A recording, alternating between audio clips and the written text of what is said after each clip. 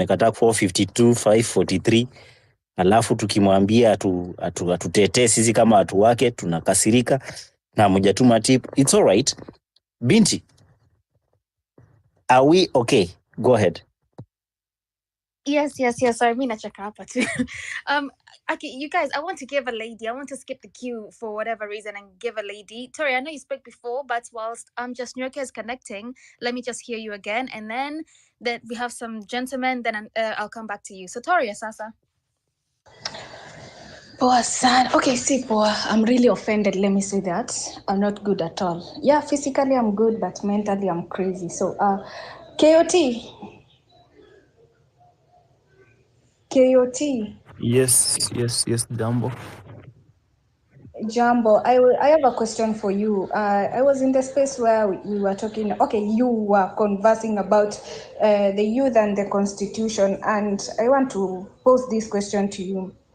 Do you think since the members of the National Assembly does not implement the constitution with the people of Kenya can apply to it according to what they are supposed to do in chapter 9 article 144, like, do you think we can do it, or it's only National Assembly who are supposed to do that? German.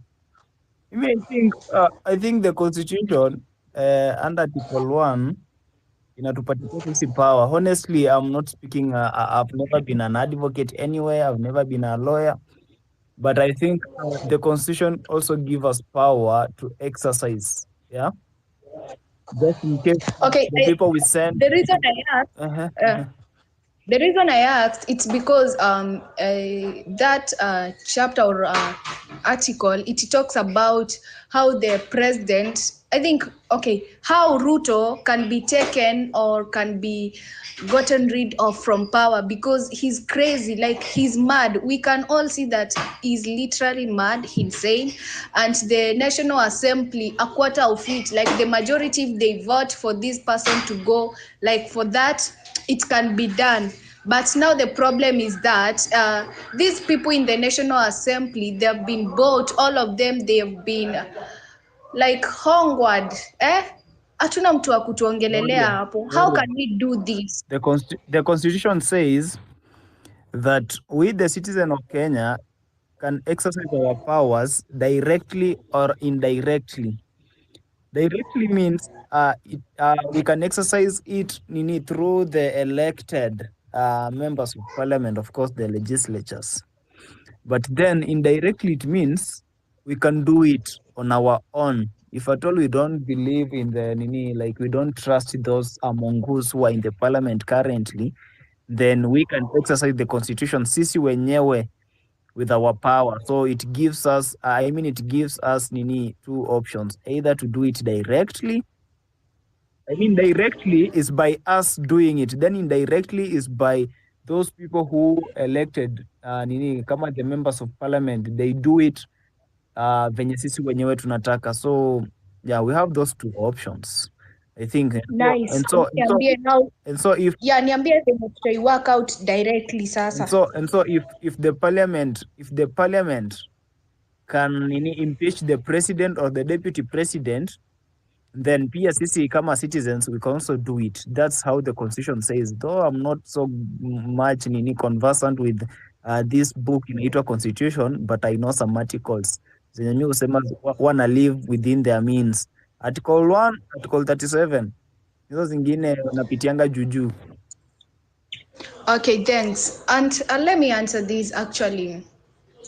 Hakuna venye unaweza chukua maembe ukule upate imeoza then udondoe kifego urushe maembe na ubaki umeka kifego hapo, haitakusaidia. Utarusha tu definitely maembe yote, pati ya matunda na kifego. Hakuna haja ya kuweka kifegoroto ama nini hapo, unatupa tu yote. So ati hapa tuna impeach Gachagua ama what? Hiyo takataka tupa yote bana, ni takataka, just sweep it away, all of it.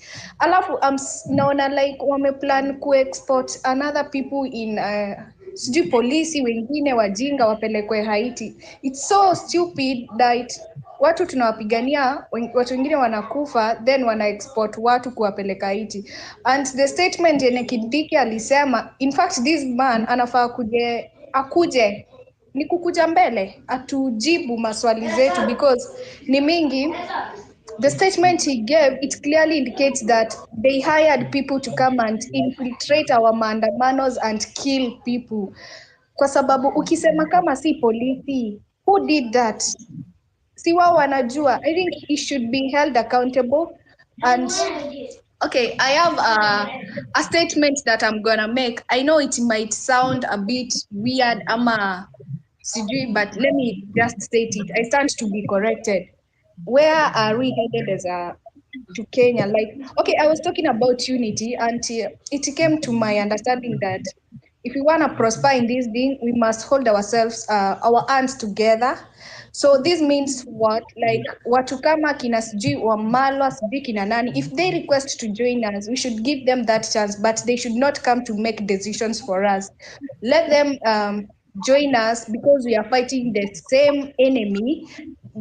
Instead waende waform party yao upate wana fight huyu na wanatufight. Sisi tunawafight na tunafight huyu. Itakuwa ngumu kwetu kuwin because wao wanajua tactics za politics. Sisi ndo okay. Nyinyi Gen Z sahi nyinyi ni wachanga. Like, let's not avoid the millennials and the generation X. So me, I was suggesting that. I was thinking like, kama wanataka kukuja, like tusiseme ati atuwataki juu ni politician. Let them come as long as they are not gonna kukuja kutuwekea rules. We do things on our way. Me, hiyo tu. Asante Toria. By the way, let me add on to what KOT said. Article 3, defense of this constitution in Asama. Every person has an obligation to respect, uphold, and defend this constitution.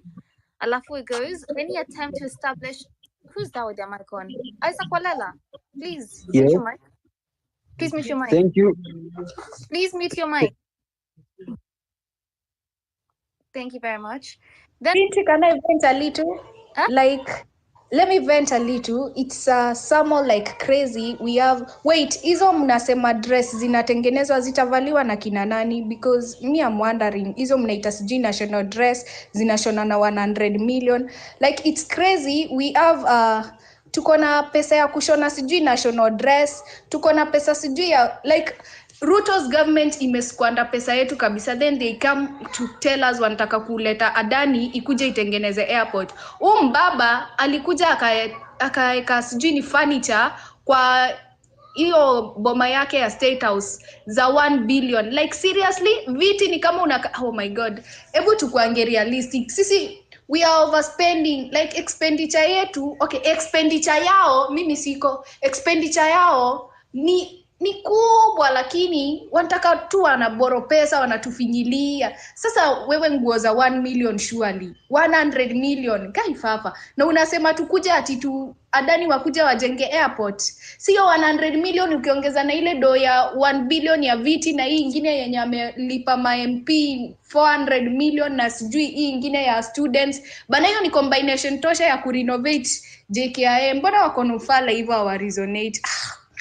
Like, hii government, the problem is that Ruto ndo ana control everything kwa hii government. Sijui kutoka kwa legislature, judiciary.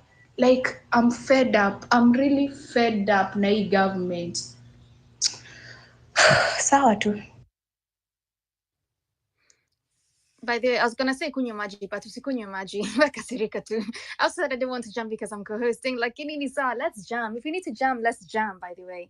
So, like I was saying, Constitution, Article 3 inasema, every person has an obligation to respect, uphold, and defend the Constitution. And if you establish a government otherwise not in compliance with this Constitution, then that is very unlawful. So, sijui ilikuwa jana KOT, I heard you saying ati watu wakishikwa wasiende home waende jela za Kilifi or something like that. I agree. Wasiende home, waende imprisonment for breaking the law. Okay, let me go to Mizani. You know you keep putting your hand up. Don't put your hand up. Just speak. You're my co-host. No, I'm avoiding the echo, but what I love the fact that you mentioned the issue of Article 3.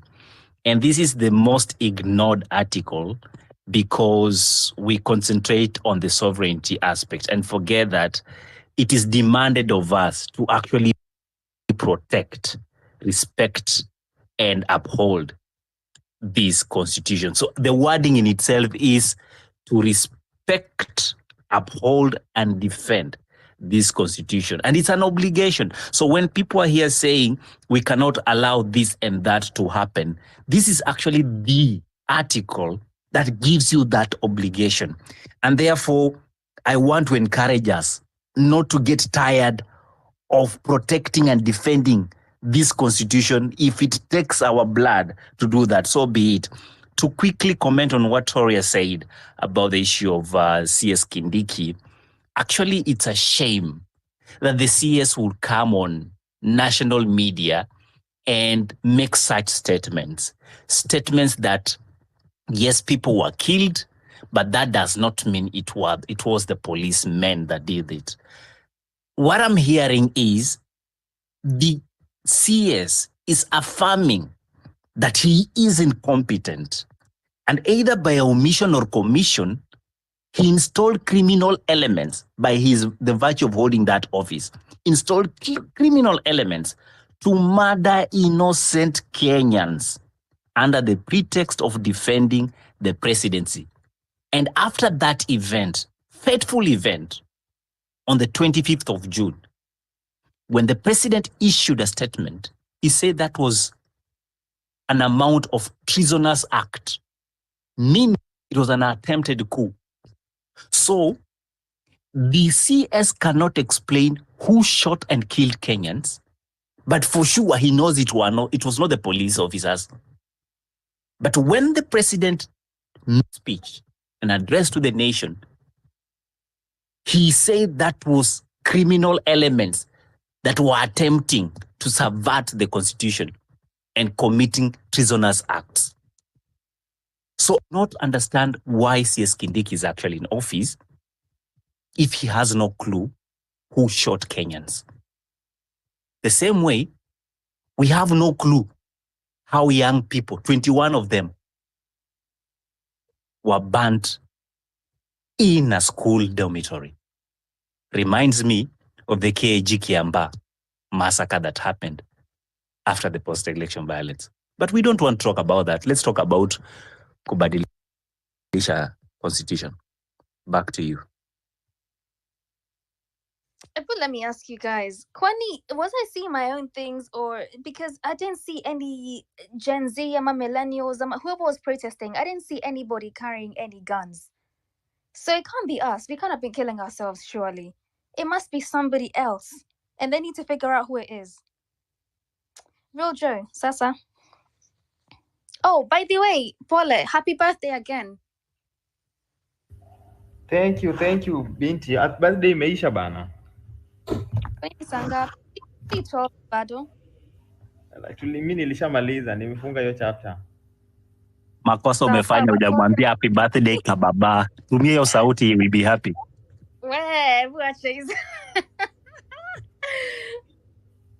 Anyway,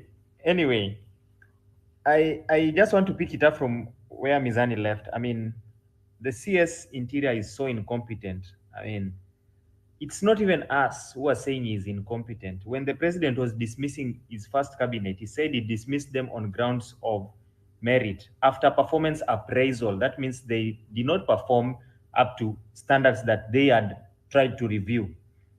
And therefore, he found that the cabinet was not fit to be in office. But as we have all articulated, we are dealing with a madman. So he had to return them back. You see the madness we are in. Kindiki has never been able to explain anything in this country. Deaths in protests, he's saying it was not police. He's not been able to explain deaths Zakware. The guy that they said as suspected in the guy they caught as a suspect in Kware, prison break. No explanation. Deaths, children burning, no investigation, no one arrested, even despite the fact that already preliminary just investigation showed that the school did not comply with several rules that were set, because Asons were there previously. During Matiang'i time, there were times that there were Asons, and they set up rules on how dormitory should be there. This dormitory had how many students? Did it have all the doors, the emergency exit and all those? Did it comply with all that? Nobody has been arrested. Nobody is being questioned. And that's the Minister of Interior. Again, today, na soprano yake kuja kusema, nobody shot, the police did not, we cannot really rely on the information from this regime. And I'll tell you what, these people are mad. We are dealing with mad people. I want to weigh in on this issue, Rigathi Gachagua. As I've said before, when your enemies are fighting, let them fight. Let them kick each other, support them, cheer them. Let them continue fighting and strangle each other. Let them cancel each other. I really don't care. But I've heard sentiments from previous speakers about whether it is right to only impeach the DP and leave the president and things like that. It is very right to reason in that line. It is very right, even though the constitution is very clear on the roles of the deputy president and the roles of the president, and how both of them can be impeached. Actually, I've heard also sentiment. Someone once said that the deputy president is not elected, is selected. No, the deputy president is actually considered elected as per Article 148, election and swearing in of the deputy president. In fact, the candidate who is nominated for deputy president should have the same qualification as the president. That's what the constitution talks about. So whenever you're nominating a deputy president, you're nominating someone who is having the same qualifications to be a president. That's what the constitution says. So when we Kenyans are concerned and say that why are we talking about impeaching only the deputy president and not the president? Because it is the president who has violated the constitution. He has conducted like a massacre to our constitution, let alone killing innocent lives. He's also dragged our constitution on mad.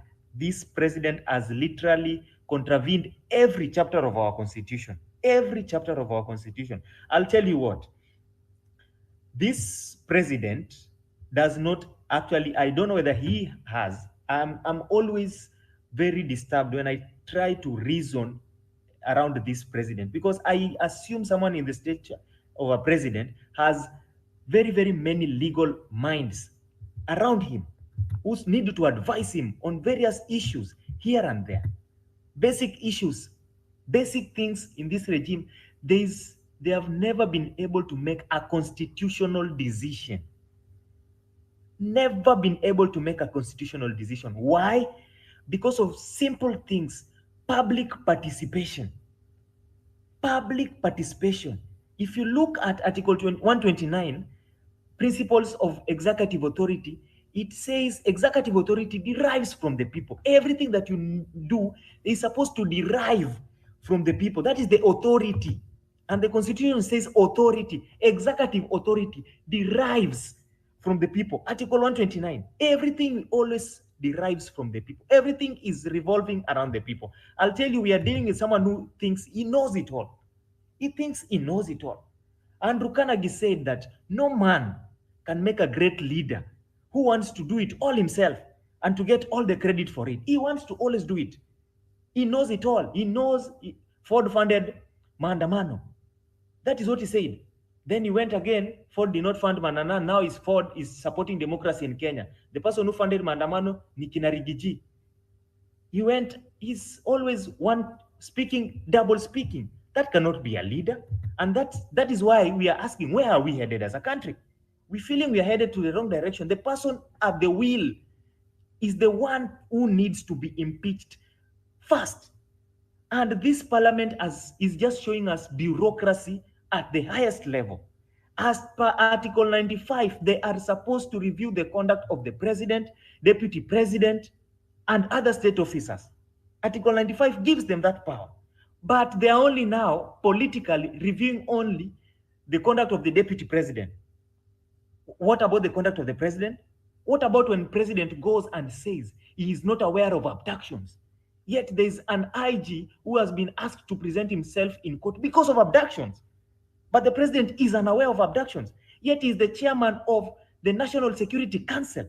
What are we dealing with in this country? I mean, are we dealing with this? This is madness of the highest level. That conduct needs to be reviewed by members of parliament. Do they do that? They don't do that. They never do that. These are mad people we are dealing with. So it is not, it is just sick. It is sickening actually right now to be a Kenyan. It is sickening. I've seen Kenyans on this timeline trying to insinuate that the president should die so that Kenyans can celebrate. I'm telling you, God forbid, if that happens, this TL will burst. People will celebrate, and it should not even be like that.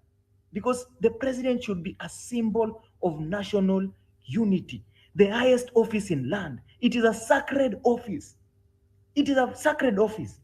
That is the highest office in land. When the highest office in land, the person holding that office leaves the country, goes to Germany and says he's creating jobs for 250,000 Kenyans to go to Germany, and gives an official statement. The Germans say, no, we are not aware of 250,000 jobs. Where did you get that number from? He is guessing them. That is the person who is holding the highest, that is the driver of this country. And we are saying we are headed anywhere as a country.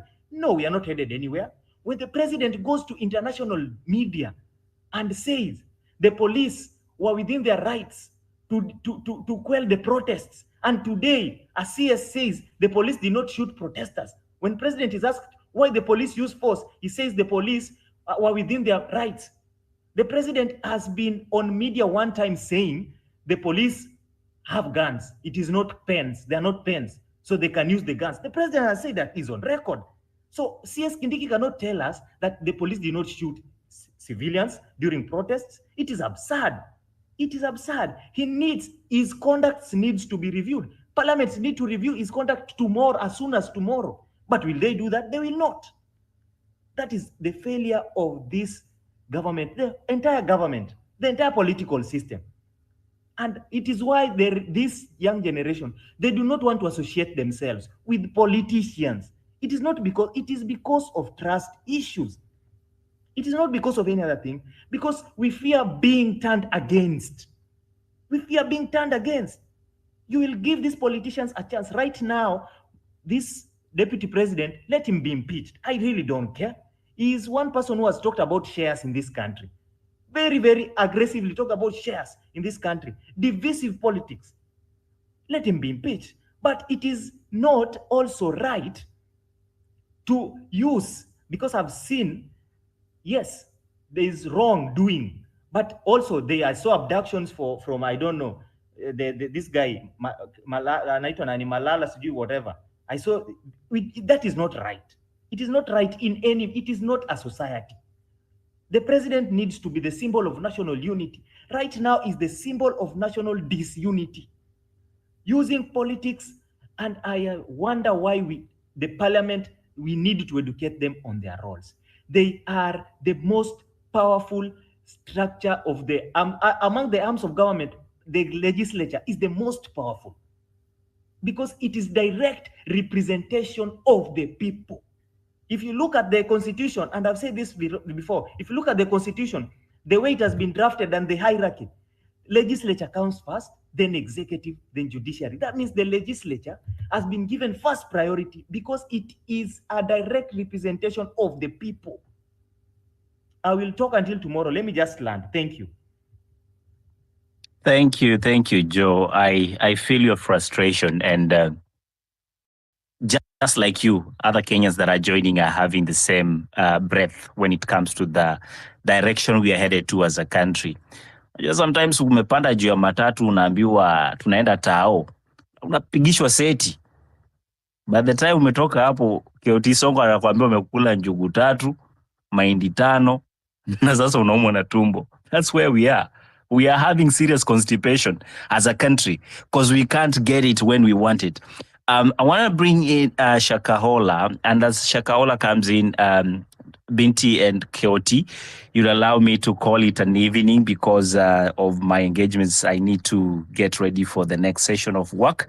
So I want to wish the rest of Kenyans a great evening, and please continue pushing these conversations. They might not make sense right now, but I can promise you they do. If there's anything to prove that it is possible to change this country, if Goliath wa Kenya amepata kushana mguu wake, there's nothing impossible, guys. I'm feeling like Pastor Muiru right now. but there's nothing impossible. If Goliath has had a suit that can fit the length of his arms, there's nothing impossible. So I want to take this to encourage you, all of you. And remember, there is nothing that is perfect. We will work with our imperfection to achieve that which we intend to achieve. There is a sitcom that used to be called Sanford and Sons. And there is a character called Esther. She says, my Bible says, be not drunk with wine. Be not drunk with wine. And Fred in that sitcom answers back and say, what does it say about scotch? That means there's always an opening for negotiations for the things you want to achieve. Having said that, I wish you guys a great evening, and I can't wait to interact with you in the next sessions. God bless, and plenty be found within our borders. Shakahola, the mic is yours. Take over.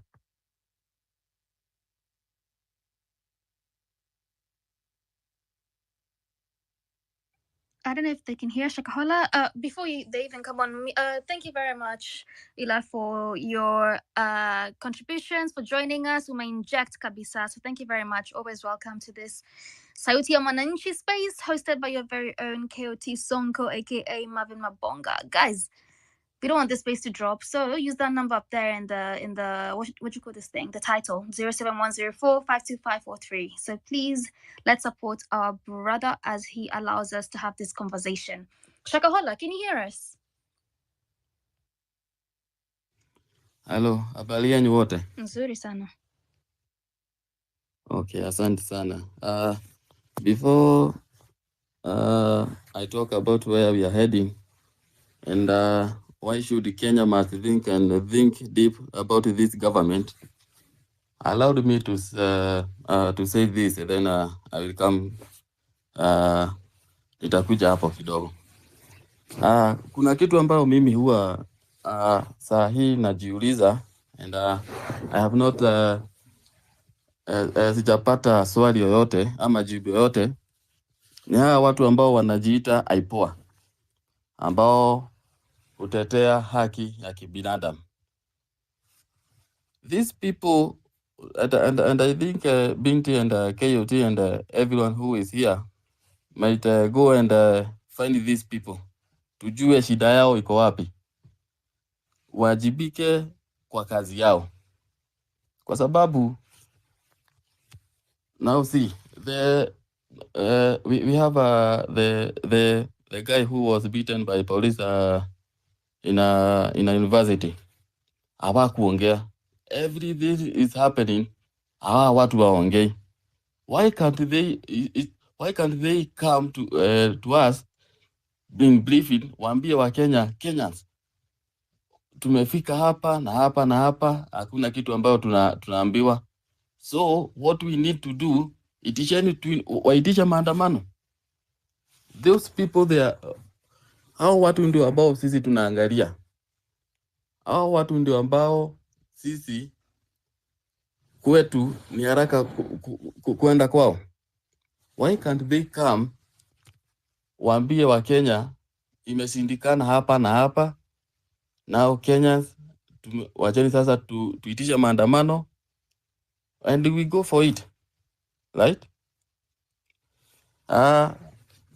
Now what we are whatever we are, Kenya ambacho sasa kinaendelea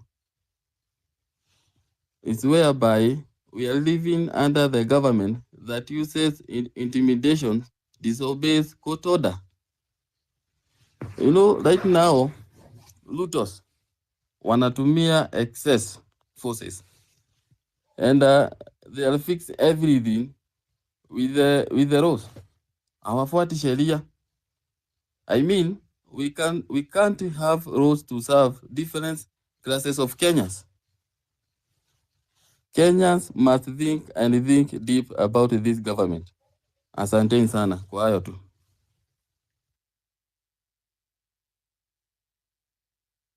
Binti? Asante sana. Rashid, I thought you were back. Are you back? Yes, I'm back. I'm almost concluded. You know, my session starts at 12, so you have another 10 minutes. Sawa. Thank you very much, Shakahola. Sorry for the wait. I know you were there in my DMs asking me, CJ, when you can speak. So asante sana for your contribution. I want to go to Farah Alafu KD. Hey, Farah, by the way, you know you are one of our soldiers, one of our dedicated Tatu Mananchi soldiers. So Sasa. Salama Binti, can you hear me? 100%. Firstly, my words of advice: never use Ugandan Airlines ever in your life. Anyways, tukiendelea from there. Secondly, I'd like to say is wajinga nyinyi. Wallahi sisi ni wajinga. How our attentions have been shifted so easily from that which that matters.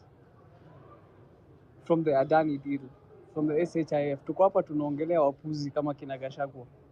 Are you people mko serious? Wajua kuna kitu Redemptor alisema the other day nikacheka, but it has actually turned out to be true. Wakenya tunapenda vituko. We are only there for the incidents. We are only there for what is trending. We can never hold a course from the beginning to the end. Hizi akili ndo mnataka tutumie kubadilisha nchi. Let's be honest with each other, kuongea ukweli, because tunakaa hapa discussing people who should be totally irrelevant to us. We should be planning and chartering a new path forward. Hawa kina Gachagua, sijui kina nani, sijui nani atakuja kukaa na nani. It's irrelevant. Completely. And the fact that you people are here discussing them is the only thing that is keeping them in relevance. Tuongeleeni solutions. Let's come up with ideas to blockchain, like unajua, like how we were discussing things initially. We've gone back to factory mentality. Sijui nani anatoa nani. WhatsApp group ngapi wewe mwenyewe umetolewa? Honestly, how does it concern us? We are literally playing into their games whereby we are being distracted from what is important. Tuko hapa tunapiga makofi, ametolewa, sijui nani wamegusa mlima. Let's be honest bana. Where are we headed to as a country? That is the question that is up there. And that is what we should be discussing. We already know that we have a parliament of alls. People who do not have backbones to stand up for anything. So why do you expect anything from them? The president came out here and called you treasonous criminals. How do you expect anything better from him? Kindiki alisema hakuna mtu ameuawa. Leo kusema watu wameuawa na si na polisi, it's no different. We had over 142 people in body in ndani ya magunia. Na wakasema it's the work of a serial killer who they caught in 2 days and he disappeared. Na nyinyi mko hapa mna discuss Rigiji. How sure are you that you'll not end up in a gunia? Let's start holding institutions to account personally. Kama in NIS, we write a letter to the head of NIS in his personal capacity. Kama ni DCI, you write a letter to the head of the DCI in his personal capacity. Mambo sijui ya Rigiji, sijui ya nani, walai ni kama tumekuwa chama ya mama hapa. Let us focus on what's important, please. Thank you guys. Binti, kidogo tu I take on Farah. Farah, thank you. As much as we respect everybody's opinion here, you should also respect, I think, other people's opinion. Those who brought in, I think it's an open. The topic is, well, where is the country headed to? Those who felt like bringing in the Rigiji issue, and they brought it on your perspective that it is just a diversion, whether it is a diversion or not. I think they are in their rightful space to express that. So, however, wewe unaiona hiyo design, kuna mwingine ataiona hii design, and let us respect each other's opinion. There are so many fronts. This battle has so many fronts. There are those doing their part. Those petition, unasema kuna wenye wameandika hizo mabarua, kuna wenye wana petition. In fact, next week we have a petition of 14 people against Ruto and his incompetence. So let us not look like, we are not here to really discourage each other. Let everybody do what he can do in his front. Manielewa? Kuna opinion ya msee yenye ni bigger than ya, as long as we have agreed. I concur with you. I concur with you completely. Yeah, But as long as we have agreed our enemy is one and our enemy is but let us discuss solutions. You see, let us not give these people more relevance, because from the day we entered parliament, they became irrelevant. And that is how we should treat them, as irrelevant. Let us not give them an audience, Kapsa. Let us discuss solutions. Your petition, those are the things we should be talking about. That is what I'm trying to say. Okay, so Farah, I think we have understood you there. We have understood you there. Nimekuelewa. Let us not take this out of context. Binti, I think I have 5 minutes before I come back. It was just on a light note. Yeah. In some. Yeah, Farah, before you leave, I've got a DM that you need to get in touch with Mizani 254 on the 2025 conference. I think you'll know what that means to you. So, yeah, just get in touch with Mizani 254. I love Uras Jamie. I think you might hate me because I'm about to bring somebody that's also going to tell us the same thing. So, KD, Niaje? poa, tukeleleshe basi. We Farah kwanza ushike kwa hiyo ngamia unaiba notes za watu. You have to step down. And I think what Farah is saying is very, very true. It's very true. Now, I'll start by saying this.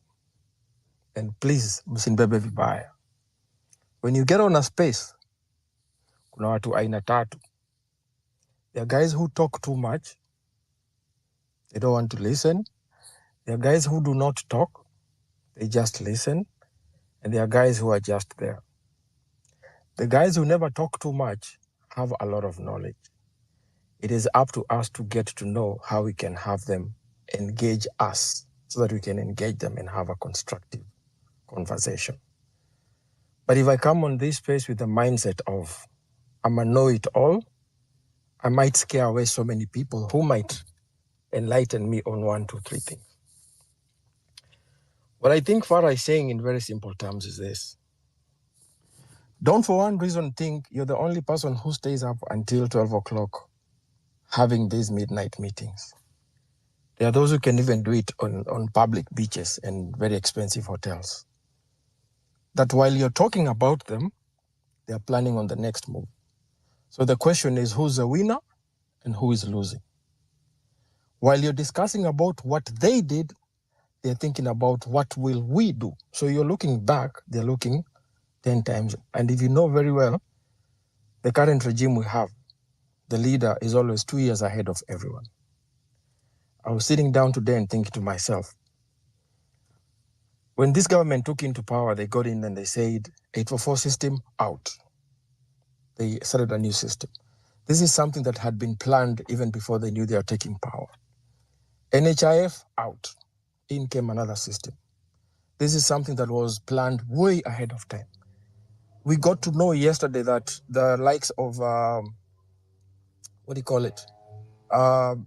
Adani already have electricity. It was signed last year. Ketraco was signed last year. If it wasn't for Nelson, even JKIA was to be signed long time ago. So the question we should be thinking about is, how do we make it to a point that if he's 10 steps ahead of us, we're going to cut it to 3? And it would be wiser for us to think of how do we engage great minds to think alike, even those whom we find are not of our generation and stuff, as long as you're moving towards the right direction.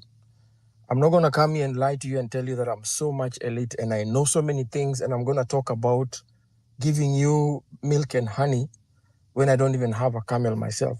That is living a lie.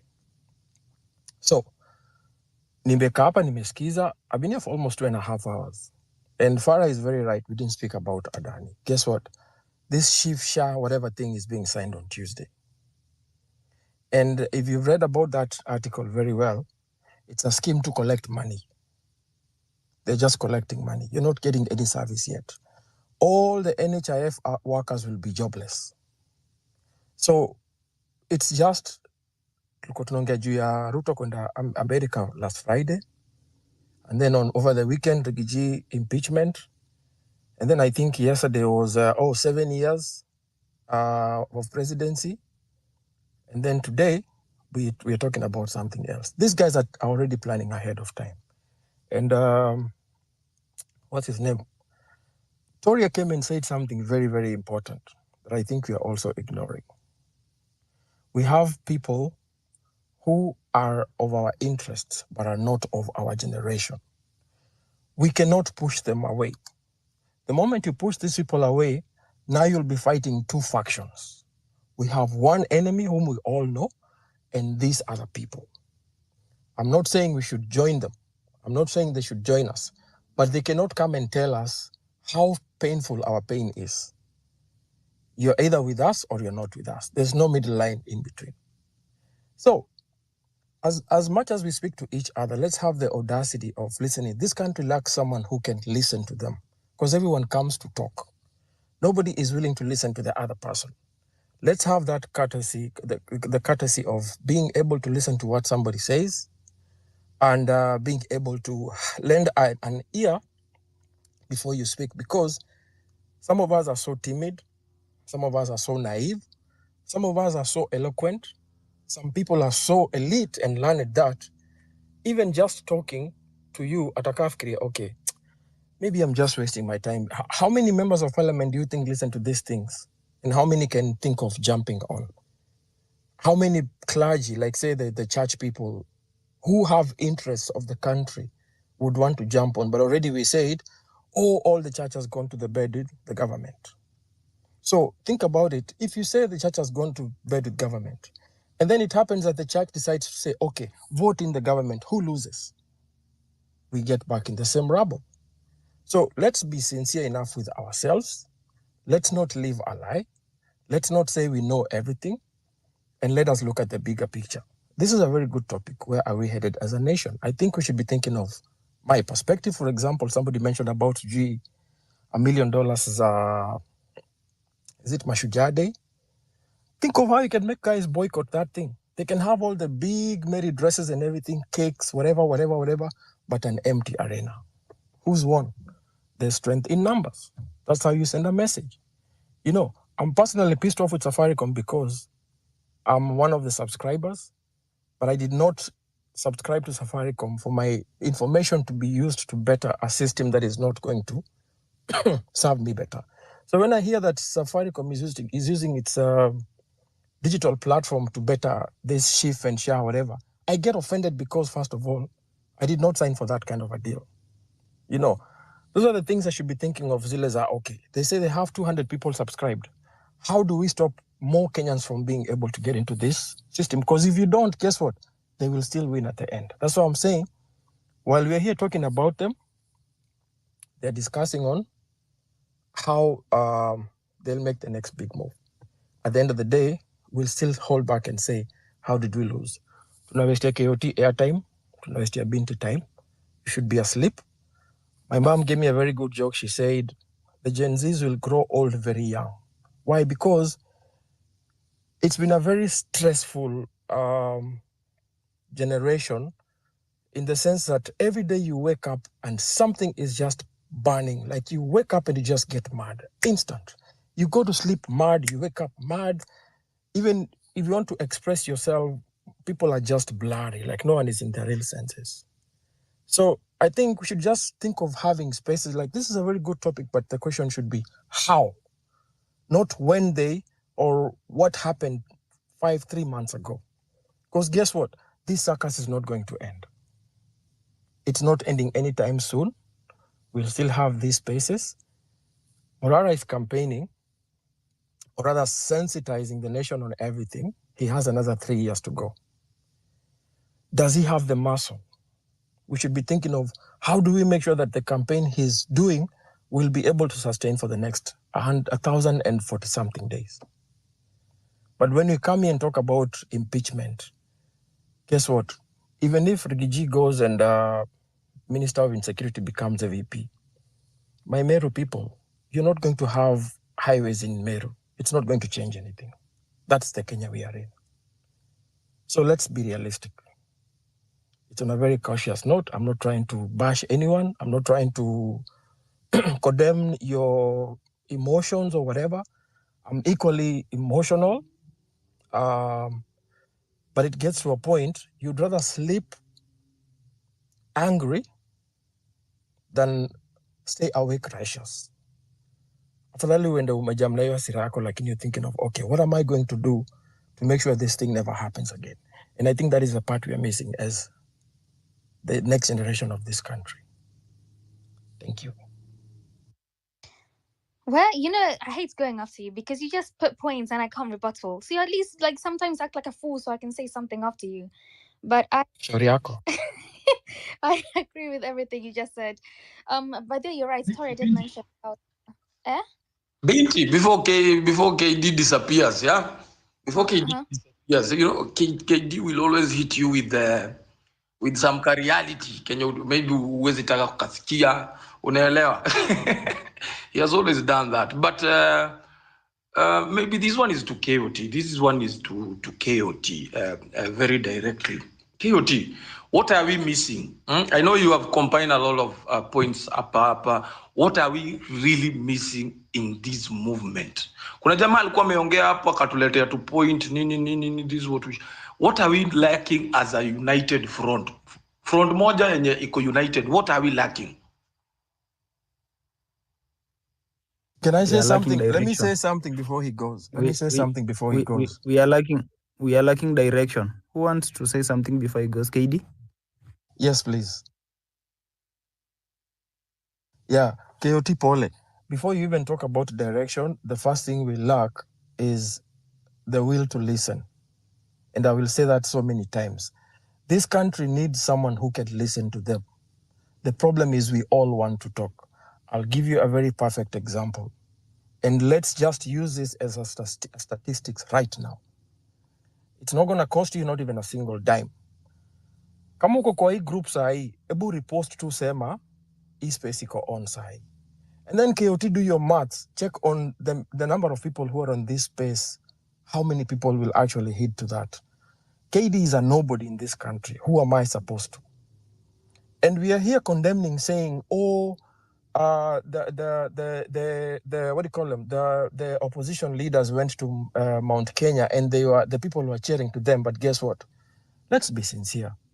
If any member of parliament came on this space right now, if we are 1,000, we'll end up being 100,000 because we all follow that whatever. We will all follow that direction. So just remember, when you point someone with one finger, you're pointing yourself with 4 fingers. That will to listen is very, very important. And we are a hypocritic generation because when this space started, we had a lot of humility in us. Everybody was willing to listen to. This space used to have like 60,000 followers, listeners on a night. What happened?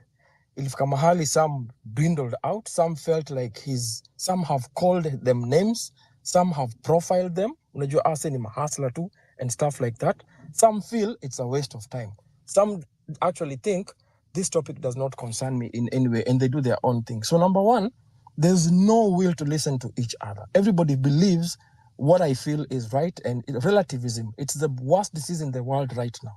I am right, you're wrong, whatever you tell me doesn't make sense. And then now, even when you talk about having a leader, now when a leader becomes a leader, what happens? A leader decides, mi ndio kusema, you guys cannot tell me nothing, which is what the country is suffering from right now. Why? Because the leader feels, I'm the one you guys should. There's a very good meme that shows a lion telling sheep, I'm going to be your shepherd and I'm going to look after you. And the sheep are like, oh yes. Then they elect the lion. Then what happens? The whole whatever narrative changes. So let's be sincere. Let's look at it from the perspective of you have a role to play. And the first role to play is Ukinge space. It's very simple. Just retweet. It doesn't cost you, and you don't even have to write anything.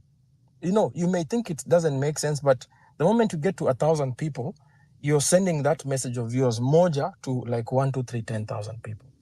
But if you don't have that courtesy of saying, this is a guy who sacrifices time, money, gadget, power, and resources, and you just come in here and then the first thing you do is, Binti, I want the microphone. And then all that comes from your mouth is, Rigiji alifanya, alienda, alikula, alikunywa, wali hizo nguo.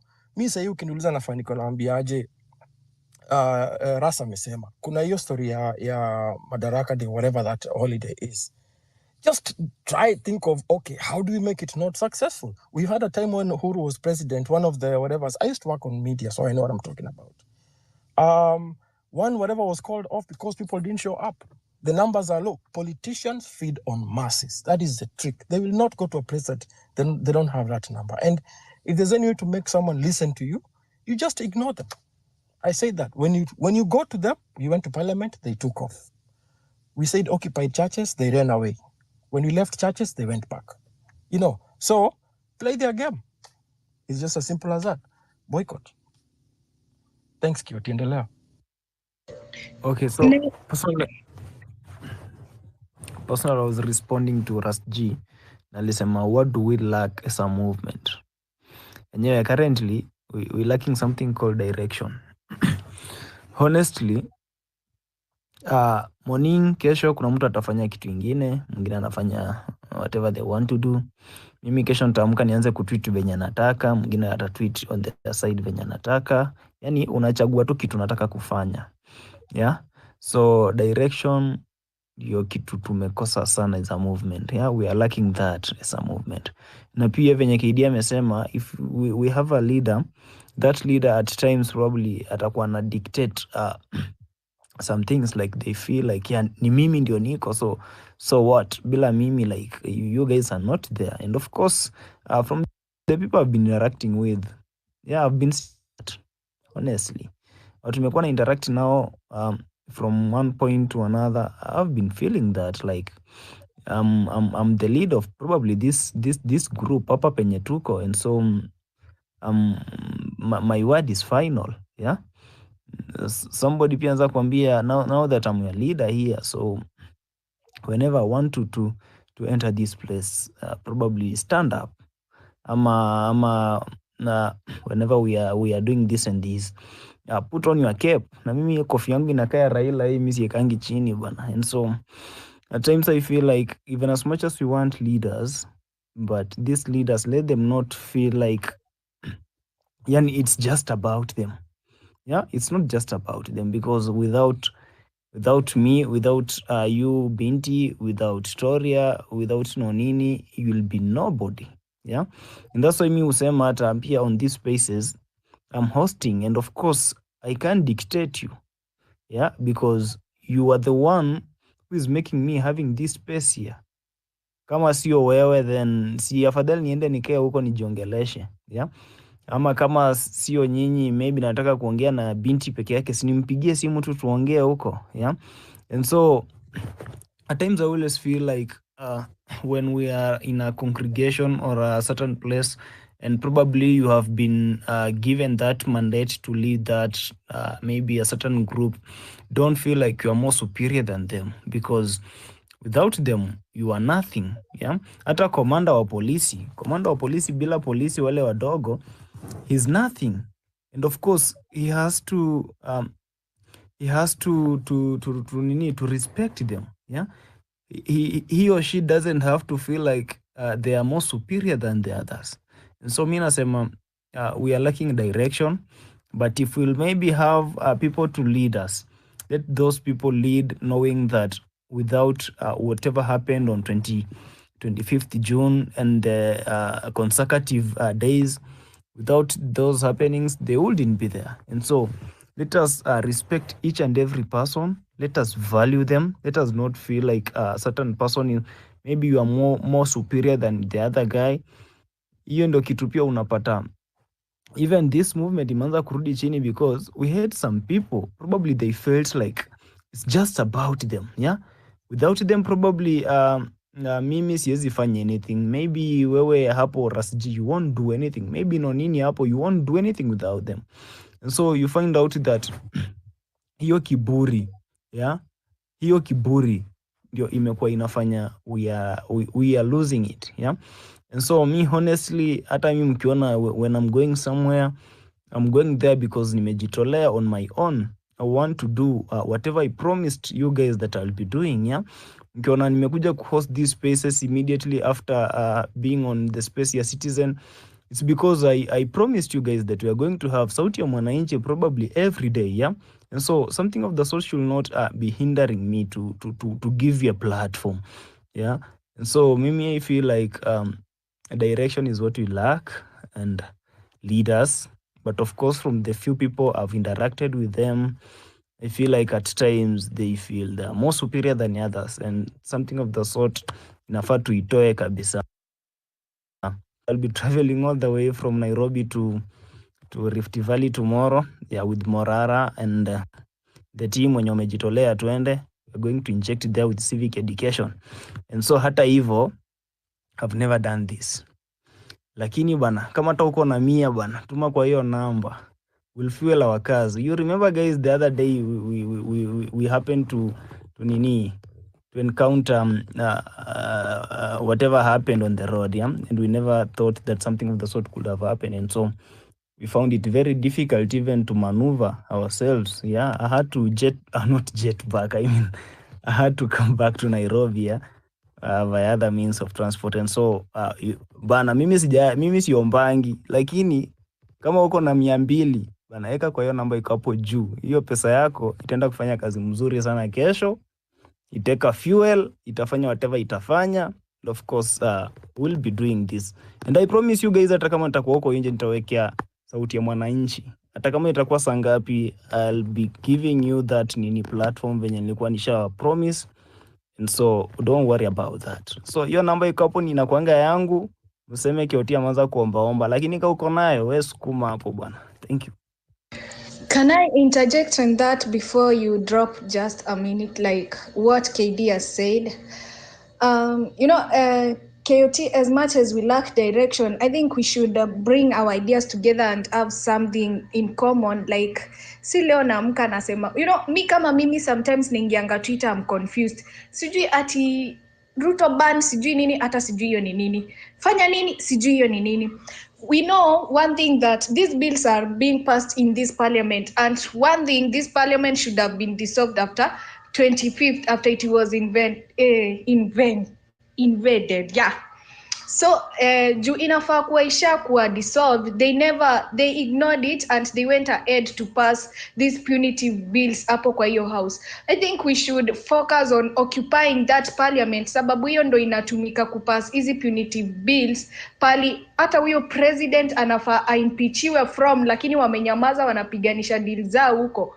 I think we should kukuwa na kitu moja, kama ni occupy parliament, yeah, tunajua ni occupy parliament, we work on that, tukijua any civic education, but we wanna occupy parliament to make sure imedissolviwa once and for all. Ikuwe our main goal. Sasa leo unaamka unasikia tunaenda JKIA, tunaenda State House, bana hata ujui unaenda aje, tumechanganikiwa.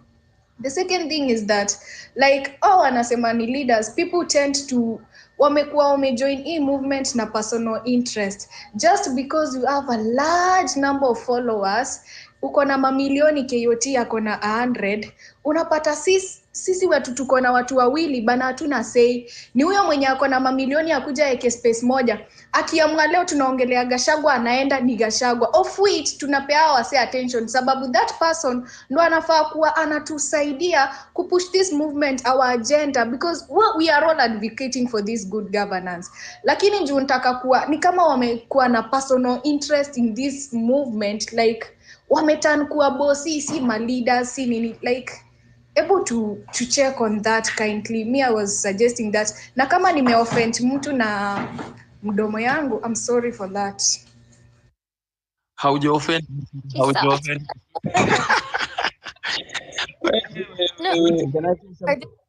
Binti. Yes. Those mics, mute those mics zao wenye bado wanabonga kabla tujawape. No, ni fine. Me, I don't want to get Kelele shot again. I want to drop right now.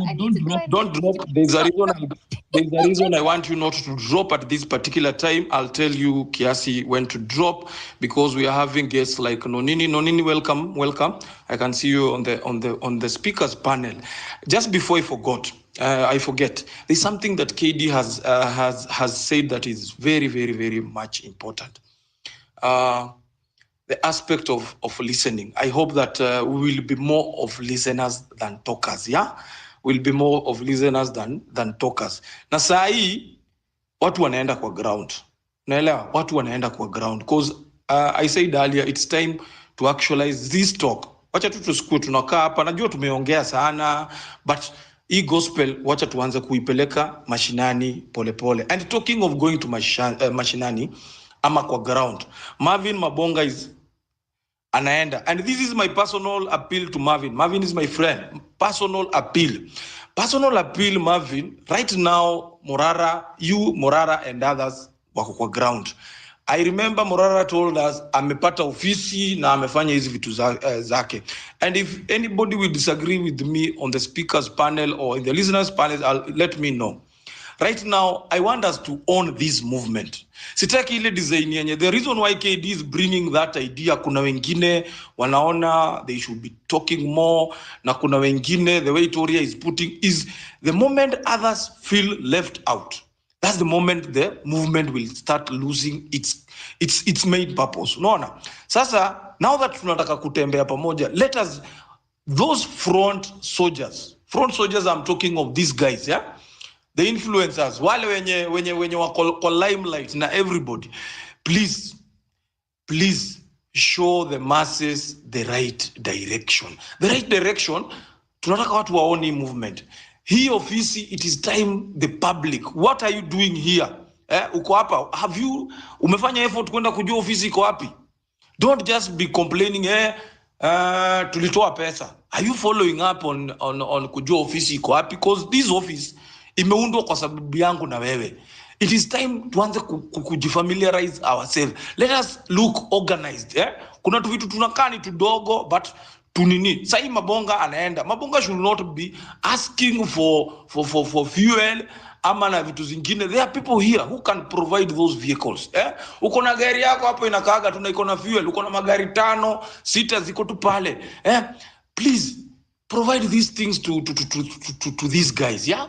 Wakati tunaenda mashinani, kuna watu najua hapa wako na free day kuanzia kesho kutwa nini. This is an opportunity for you to join Mabonga, Morara, make a convoy. You see how these politicians are always organized. Wakati wanakuja kutudanganya huko mitaani, wanakuwa wamejipanga, wamejiorganize. A whole funeral in my backyard, Nyeri. Yeah? Ilisimamishwa tu, ikasimamishwa, watu wakapewa time so that people can grieve. They build a mass of people so that politicians can come to talk when their kids are dead. Sasa watu, like KD has said, they depend so much on the masses.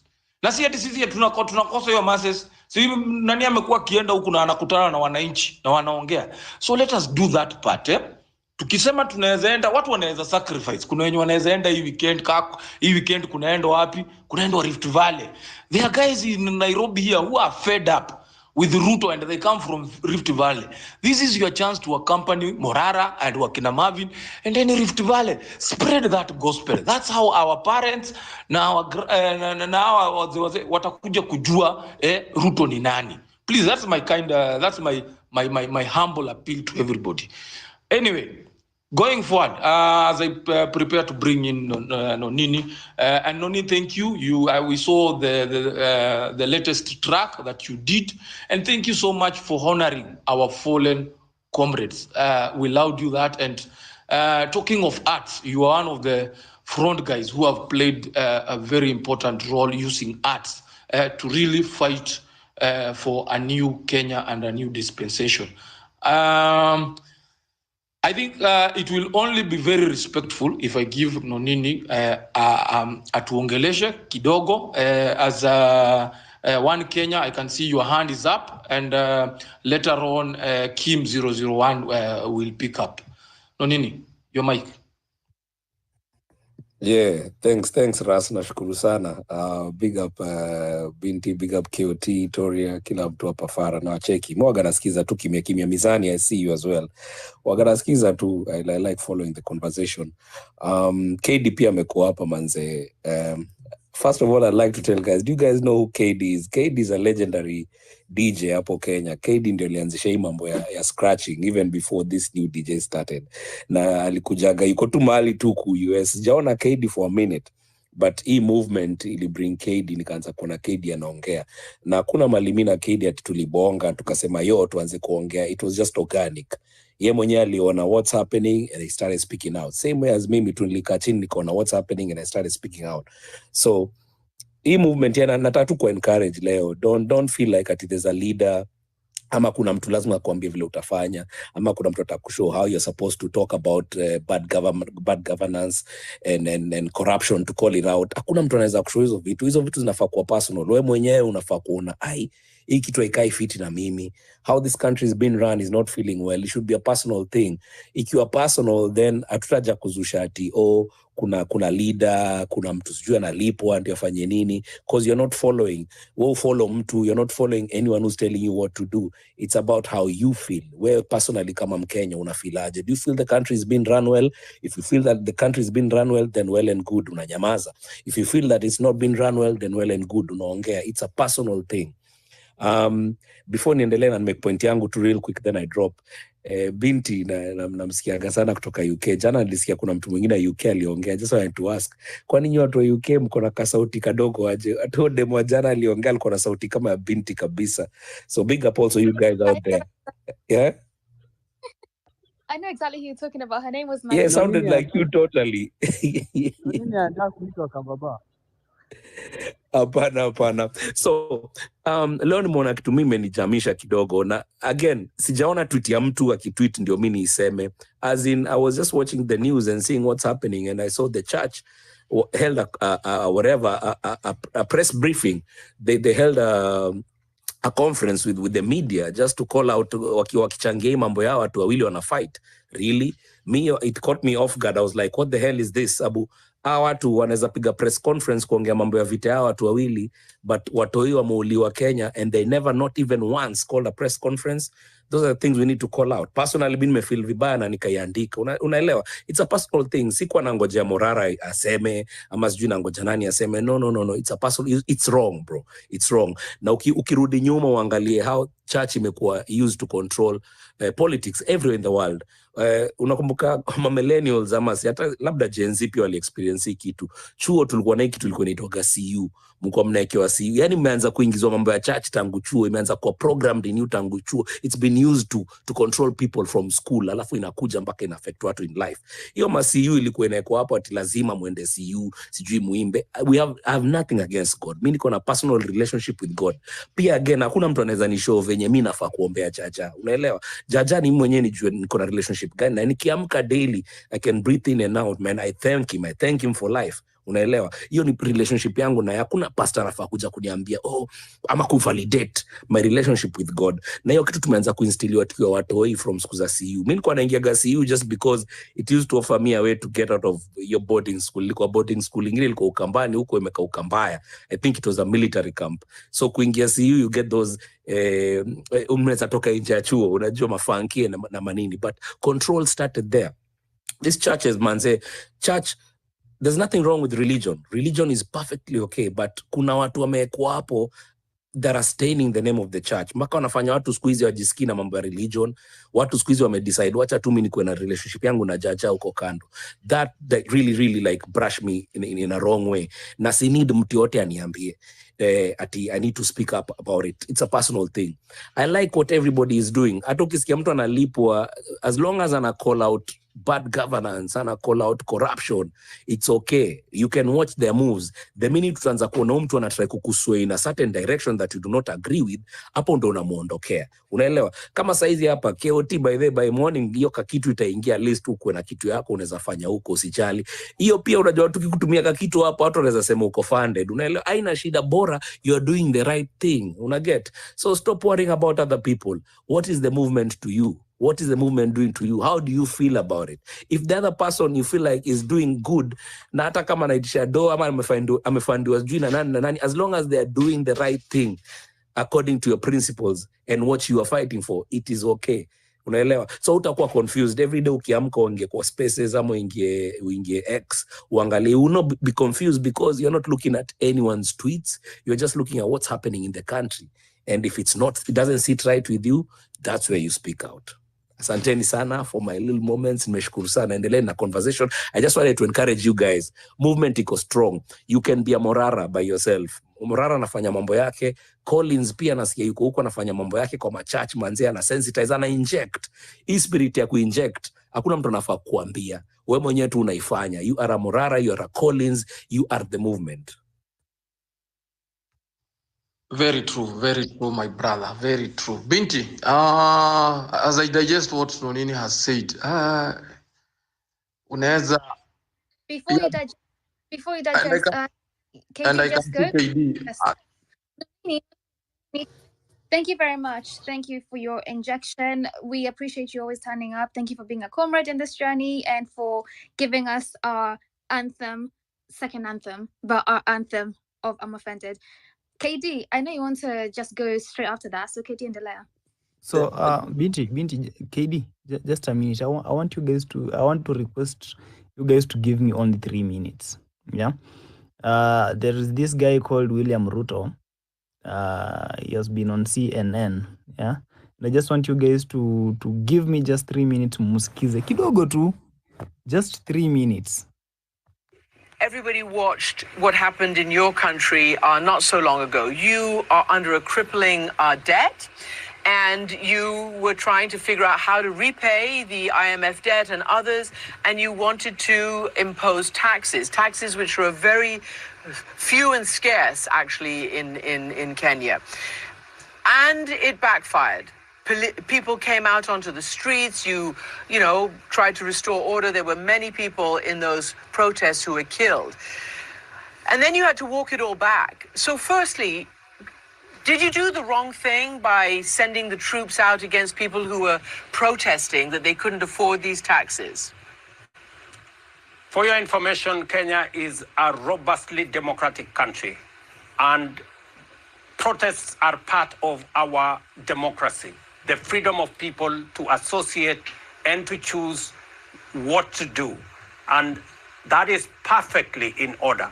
And restoring law and order is also the responsibility of law enforcement agencies.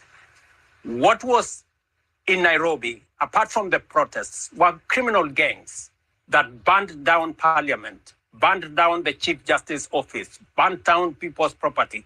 Those, like happens everywhere in the world, had to be managed by our security agencies.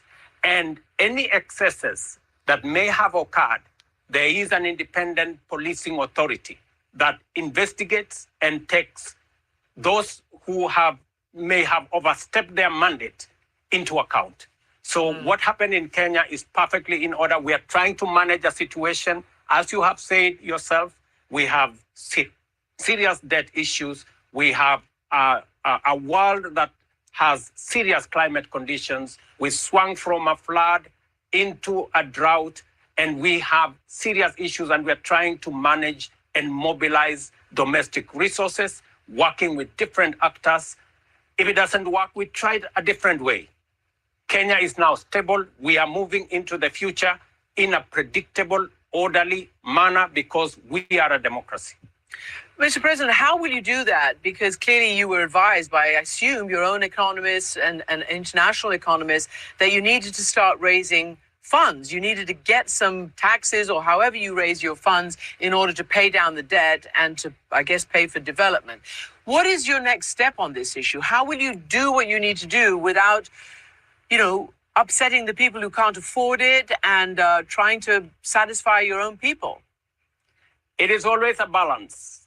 Most of the situation that you saw, part of it was occasioned by misinformation, fake news, and many other aspects of the protest. More explanation is going into our strategy going into the future. We are working with the international community to find concessional funding long-term at scale to manage our situation, to manage the debt situation. As I talk to you, inflation is down from 9 to 4.3%. Our exchange rate is now stable, and we can be able to do more going forward without pushing too hard on what the people can accommodate. So, so back to you, criminals. Mumeitwa tena hivyo. Umeitwa tena criminals uko Marekani pale CNN. So back to you. I think KD you can now proceed. So you just went ahead of me. I was exactly wanted to do whatever you did. So thank you very much. You're always on point. Now, me, this is my thing. For the last 10, 15 or so minutes, we are having more of a constructive discussion. This is leading us somewhere than talking about people who will not better your lives. KOT, kaunti za share hiyo clip sahi. There's strength in numbers. I'm a big basketball fan na kuna timu tumeona ni sana strength in numbers. We can retweet that thing and tag CNN to make it known that whatever is being shared ni uongo na ni stories za ajaba, because we know what is happening. We know what happened to this country. We know what is happening in the country. 9 to 4, like seriously, hata kama ni kwa mjinga huwezi danganywa hivyo. You know. So mine is just, let's stay on course. Let's not digress. Let's not talk about things that are not going to better us. You realize we have a distraction in every other thing we do coming from this side of the government. So what is the best thing to do? The question we should be having in our mind from today on should be how? How do we approach? How do we change? How do we make our lives better? How do I do A, B, C, and D? Lastly, kuna watu wako 15 to 19 years old sahi, ni wase mko na siblings. Mazishikeni ya watu hii mikono sahi, civic education. In another 3 years, those are the next adults, young adults. They are the vulnerable generation. Now, they are the low-hanging fruits that we need to actually enlighten very well. So, shikeni ya wase mikono, make sure wako na ID and give them now that civic education that when it comes to that time when we really have to make noise, they will not be left orphans. They will not be lured into kudanganywa. They should not know what corruption tastes like. Hata hiyo chapa ya kupewa ati because you have a leader who comes to you and tries to give you goodies. They should never taste that. It's your responsibility. And just to piggyback on what Nonini said, we don't have a leader. The leader is you. So what are you doing as a leader?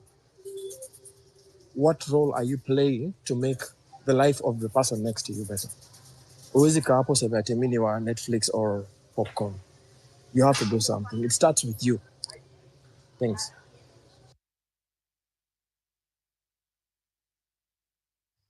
Binti?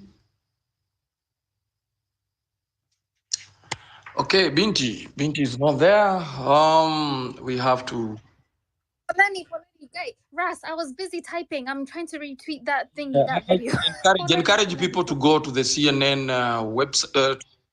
Go to the CNN. Kama mtu wako hapa, go, enda kwa nini yao, website yao, enda kwa Twitter handle yao. Waambie huyo jamaa anaongea hapo, hakuna story nyingine anatuambia.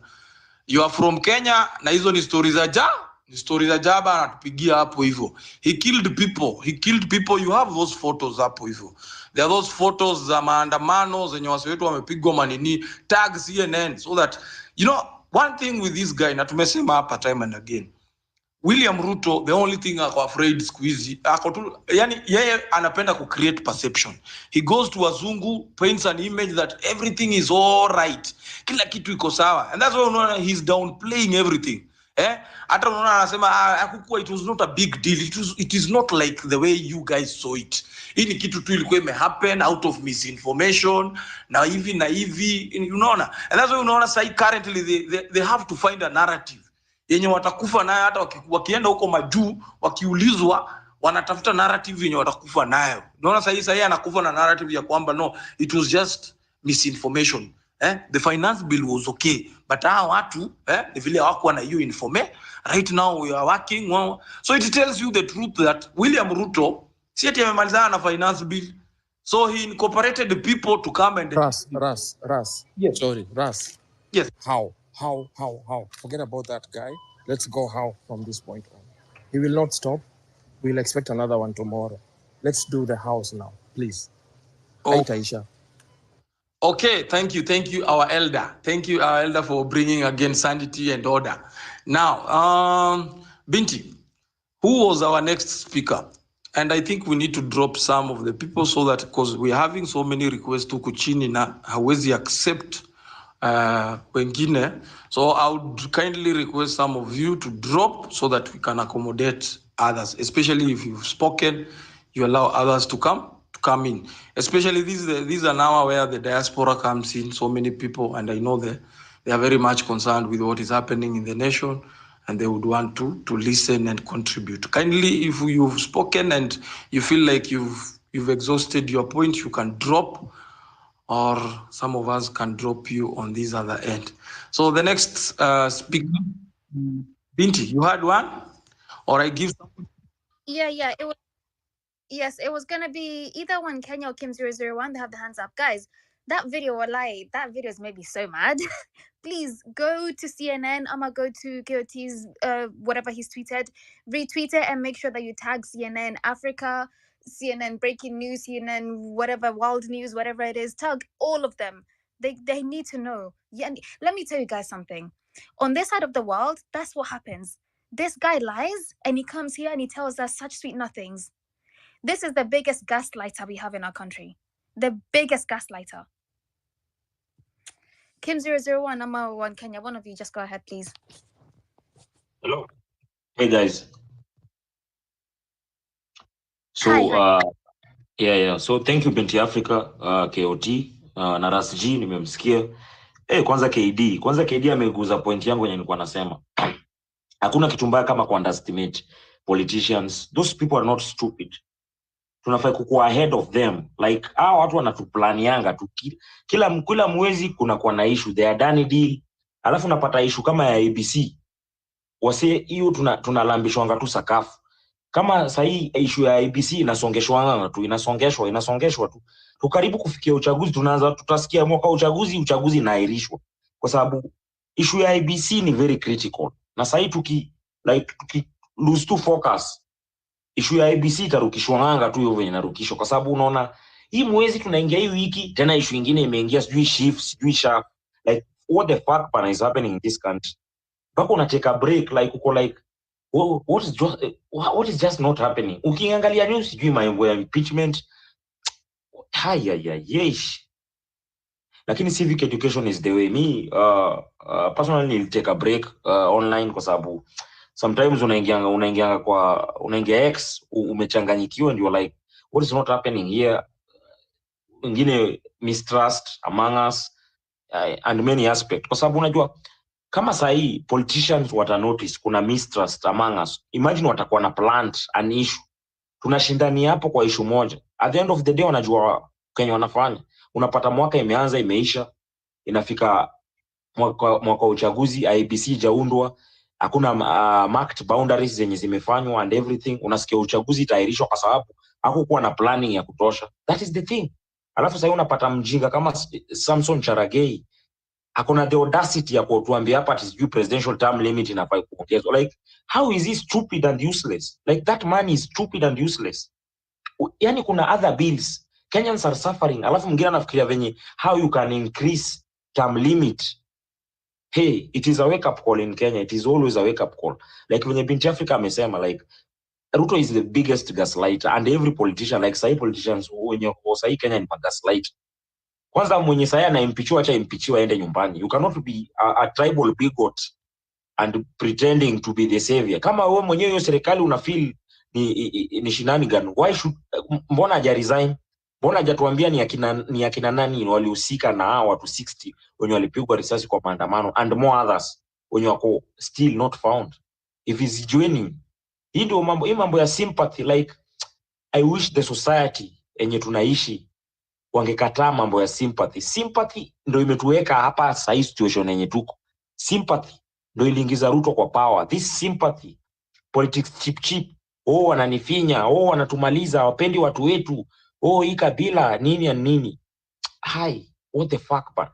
Venye KD ameplace like amesema Ruto asha plan vitu 2 years more, like he's not stupid. Kama sasa yako USA na motion of impeachment ya huyu stupid naibu wake mwenye ako hapo sasa mwenye anataka kutolewa hapo, like he's so comfortable about it, kwa sababu anajua once he is controlling the legislature. Kenya kwanza tunafai sasa wa Kenya, kila mtu mwenye kwa space anafai kwanza kusahau we do not have a legislature. Hakuna legislature yenye exist in Kenya. There is none.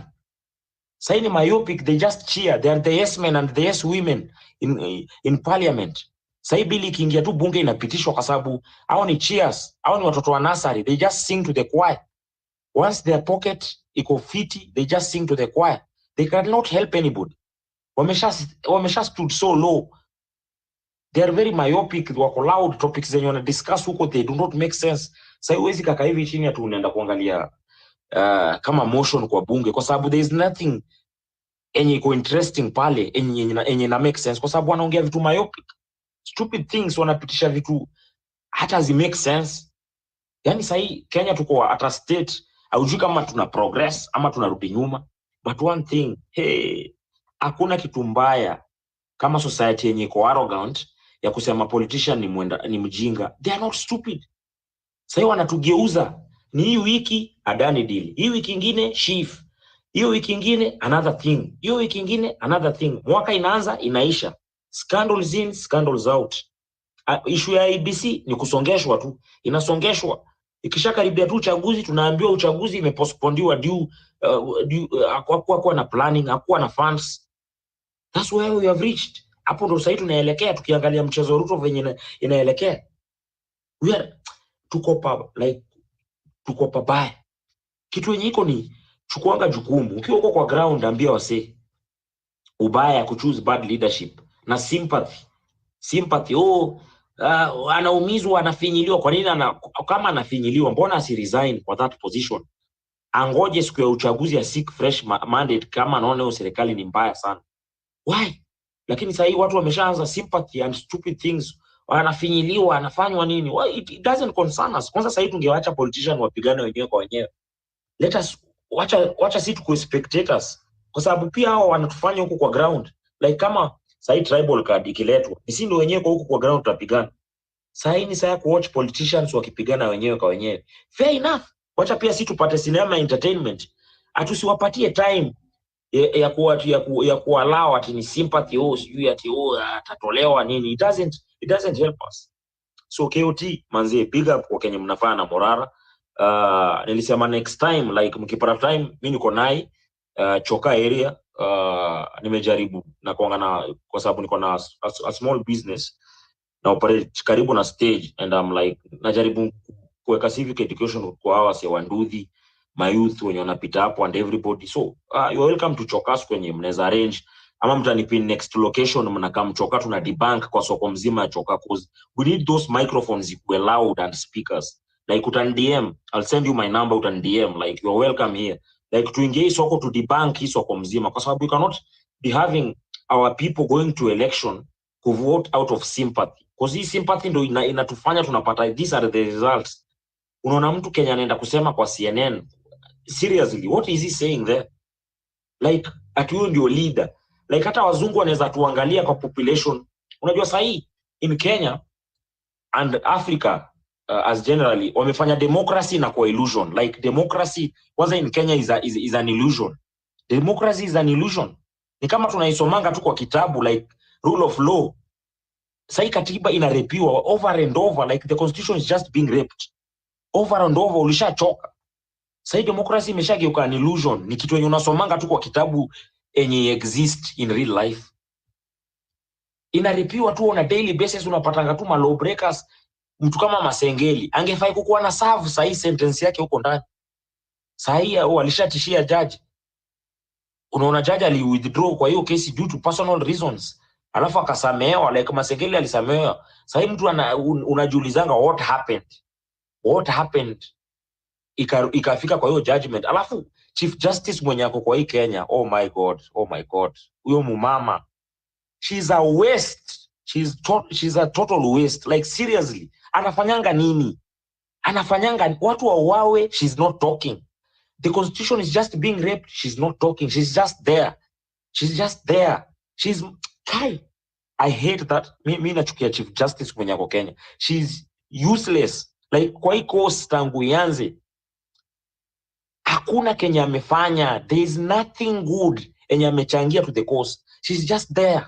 Like yeye ni kama ni choir member, yeye hata ndio choir member. She cheers when the constitution is just being raped. She cannot stand her ground na kusema iko hivi and hivi. Hatufai kutishiwa. Anafai kukuwa mesummon watu kama kina Kindiki wako held accountable. Like how can 61 people be shot dead na bado mwenye alikuwa responsible he's just walking free. What is the work of IPOA? Like institutions zenye saizi iko ni kama zinakuangazia au watu wanalipwa bure. IPOA is a total waste of time. Hakuna siku yenye umesikia IPOA imetangazwa kwa news imeconvict polisi mwenye ameua watu. Kia Njokoma brothers mpaka sahi nothing has happened. You see, vitu kama IPOA is just bogus, like seriously. Wana receive salary yenye make sense. Sahi we must be like ukiwa hata mtaani umekana wase bonga kuhusu civic education venye tutajikomoa kwa sababu we are losing it. Politician wanatuchezea, washajua, washa study ground vizuri sana.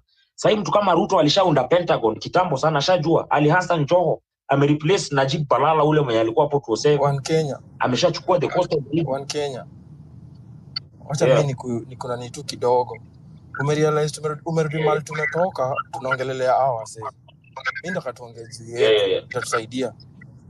Whatever there's nobody who loves the chief justice or the president. Let's think of how she's fucking. Yes, we all know that. So can we talk about how do we move forward? Let's not talk about these people at all. It's going to help me and you. So please. Mimi kenye naweza sema kenye KD anasema is making sense, tusiwapatie time. So mimi kenye naweza sema like ukiwa ground make an effort. Ukikaa na 1 or 2 3 people jaribu kuambia importance of good leadership. Hapo ndio itatuelekeza vizuri because unapata watu wengine wanakuanga very busy struggling na life, so afuatiliangi more about election, on how to elect a good leader and everything, kuangalia characteristics, character, personality ya msee and everything. So tujaribu ukiwa ground just talk more. So mimi niko Choka, like I'm based on Choka, Nairobi. KOT karibu, mtanitag like mimi ndatuma namba yangu. I like to join the next trip. Alafu to organize pia huku Choka like kwanza huku kwetu pia kuna a lot of work to be done because tribal are very active on how bad leadership inaweza to lead kwa crisis. Watu watoke kwa mtu politics because it doesn't help us. Haijai tusaidia. So civic education inafai kuwa sahi, inafai kuwa scoreboard ya kila msee. Ukipata msee kwa njia jaribungu tu 1 or 2 things, mguzie tu kuhusu governance. Mguzilie hapa na pale. Itapata at least ukimguzilia yeye pia ataendea kwa mtu mwingine ambaye kuna kijana pahali fulani ama kuna msichana pahali fulani ananieleza hivi na hapa na pale na nikaona ina make sense. So civic education inafai kuwa inafai kuwa our daily pill, like hiyo inafai kuwa our daily bread before tufike 2027. At least tukue na watu wanajua ukienda kuvote una vote kwa nini, kwa sababu inafai kuwa ina matter una vote kwa nini. Kwa sababu personally I was telling people before ni take a break like personally mpaka mimi sasa ni tangu niende replacement ya Huduma Center mpaka sasa like my ID haitoka, like it's just so fucked up mbaya sana. I've tried like nimeenda kwa hiyo Huduma Center yenye kwa hapa kwa Ruai, nimejaribu it doesn't help me. Sasa nimetumwa kwa mtu specific huko Jogoo House, not mention the name. Nimeambiwa ukienda huko ulipe 3,000 utatoka na ID after 30 minutes. So you can imagine that is corruption. Sasa mpaka sasa uende ulipe 3,000, Huduma Center wamekataa kutoa ID na ni replacement, just only replacement. Nilishalipa hiyo 1,000. Sasa tunalipia identity yetu na Maumau walipigana for our identity. Seriously, where are we heading as a country? So civic education is the way to go to make watu understand bad leadership inakuja na consequences. So civic education all the way. KD, thank you manze. KD, thank you. KOT manze, keep the gospel running manze. Mkiwa na Morara, ambia shout out kwa Morara, Binti Africa manze. Nashukuru sana kwa kuendelea na hii course na Ras G. Bado nimeingia space leo, napata waseo bado wako active. Tu mimi biashara ilikuwa imeniweka pending kidogo, imenishikilia, lakini nikasema leo lazima niingie at least nichangie 1 or 2 things, na nimesikia the course is just moving. So kila mtu amekaribishwa like KOT kwenye mtapanga na mmekaribishwa Choka. I'll be there waiting manze. So thank you guys and have a good night manze. Yeah. Thank you so much. Na hii Choka. KOT inafaa tembee Choka. Nice. Yeah. Inafaa tembee Choka. I think Kioti, go ahead. Nilikuwa naambia tu One Kenya tutakuja huko Chokaa. Mimi sikujui lakini tutapatia direction. So tomorrow guys, you all know that we are headed to the Rift Valley. Yeah, mlisema tusiguze mlima lakini pia tunataka kwenda kuguza sijui valley inaitwa aje. Yeah, bonde la ufa. Yeah. Tenda kuguza bonde la ufa. Guys, I'm good in Swahili. Msinionange hivi tu. I'm also good in Swahili. Can speak fluent Swahili. Sasa tuliguza mlima, nothing happened. Tenda kuguza bonde la ufa. Let's see what will happen. And so guys, tomorrow we are out to offer civic education. Yeah. So for the next 4 days, from Friday, Saturday, Sunday, Monday. Then on Tuesday, we'll be coming back to Nairobi to settle kidogo. Then we see how we'll move to the coast region and then to the western. And of course, leo nimepata some 3 guys who wanted to join us. And of course, yeah, nishawachukua, we'll be heading there. So namba inaendelea ikisonga, yeah. Last time tulikuwa na gari 3. Sasa tushapata ingine tumeongeza. Sasa zimefika 4. So by the time tunafika December, nataka kuwa na magari kama 50. Yeah, zikipita tu ni za civic education. Sio za kupiga siasa because hatujaanza siasa. Honestly, mimi nikianza siasa hata hapa hamtapumua because my blood is purely a politician. And apart from being a politician, I also believe I'm a leader. Na ndio maana hata nikiweka hii space, you guys can join and we can have concrete discussion without interruption. That's now the quality of a leader. So personally, I've always believed that I'm both a politician and a leader. Lakini somewhere, William Samoei Ruto is only a politician. Raila Odinga, at some point, he used to be a leader, but now he opted to be a full politician. Rigathi Gachagua is just, huyo ni jama fulani wa drama tu. It's just doing some drama. I don't know him. And the likes of Wetangula is a politician, yeah, because whatever he has been doing, honestly, nyinyi mnajua. The only person mwenye naweza sema is both a politician and a leader, it's none other than me. Yeah, hiyo mimi si ati najipiga kifua, but I believe so. And so guys, civic education, tomorrow we headed to the Rift Valley, but of course tutanzia somewhere in kunaitwaje, in Kisii, and then of course Bomet, tukisonga hivyo. So I'll be keeping you posted. I'll be sharing the videos, I'll be sharing the photos, I'll be injecting there. So just in case there is any challenge and the Rift Valley guys wanna face, just put it in my DM. Then of course nikipewa mic, nikishapata ile mic, I'll know exactly what to talk that resonate with those people from that area. And so muendelee kutuombea tafadhali. Mimi kitu mimi utaka tu kwenu bana ni maombi tu peke yake. Yeah. Because everything is just vanity. And so mkinipia maombi tu nikuwe salama, then honestly everything will be okay. So if you wish to join us even next time, just let me know. My number inakuanga hapo. Hii namba iko hapa juu. Hii kwangi namba ya simu na WhatsApp. Ukitext kwa WhatsApp utanipata, but I'll take a lot of time to respond to you. The number yenye kwa WhatsApp direct yenye iko kwa profile yangu, ukiklik hapo ukiangalia hiyo picha inakuanga hapo chini kuna link. That link takes you direct to my WhatsApp, and so we can converse there. Hii namba iko hapo inakuanga other purpose, of course. Thank you. Talking of other purpose, inakuwaga ya purpose kama saa hii ni time ya mabonga kutafuta fuel. Anatafuta fuel asirudi na mat kama last time, ama nimechoma. Last time we encountered a drunk Nini driver, and what we saw, it's only God that we are here. So ensure that you continue praying for us. That's why nimesema mtuombee bana. Yeah, I have a lot of challenges out there. And so just your prayers are enough. Yeah, mtuweke kwa maombi bana. Ndugu zangu Smack kutoka Coast, tafadhali ukisoma Quran, ensure you mention my name bana. Ndugu zangu wa Islam, ndugu zangu wa Kristo, tafadhali ukisoma Biblia na uende kuomba, ensure you are saying a word na uniombee. Hiyo jina yangu official ni Marvin Mabonga. So omba bana, ukililia kwa hiyo jina na Mungu of course atashuka. Mavo ameanza campaign mapema. Anyway, ni poa kuanza campaign mapema. But anyway, we have to keep talking. We have to keep talking. We remember we have one country, very beautiful, called Kenya. Now, Keoti ameguzia kitu.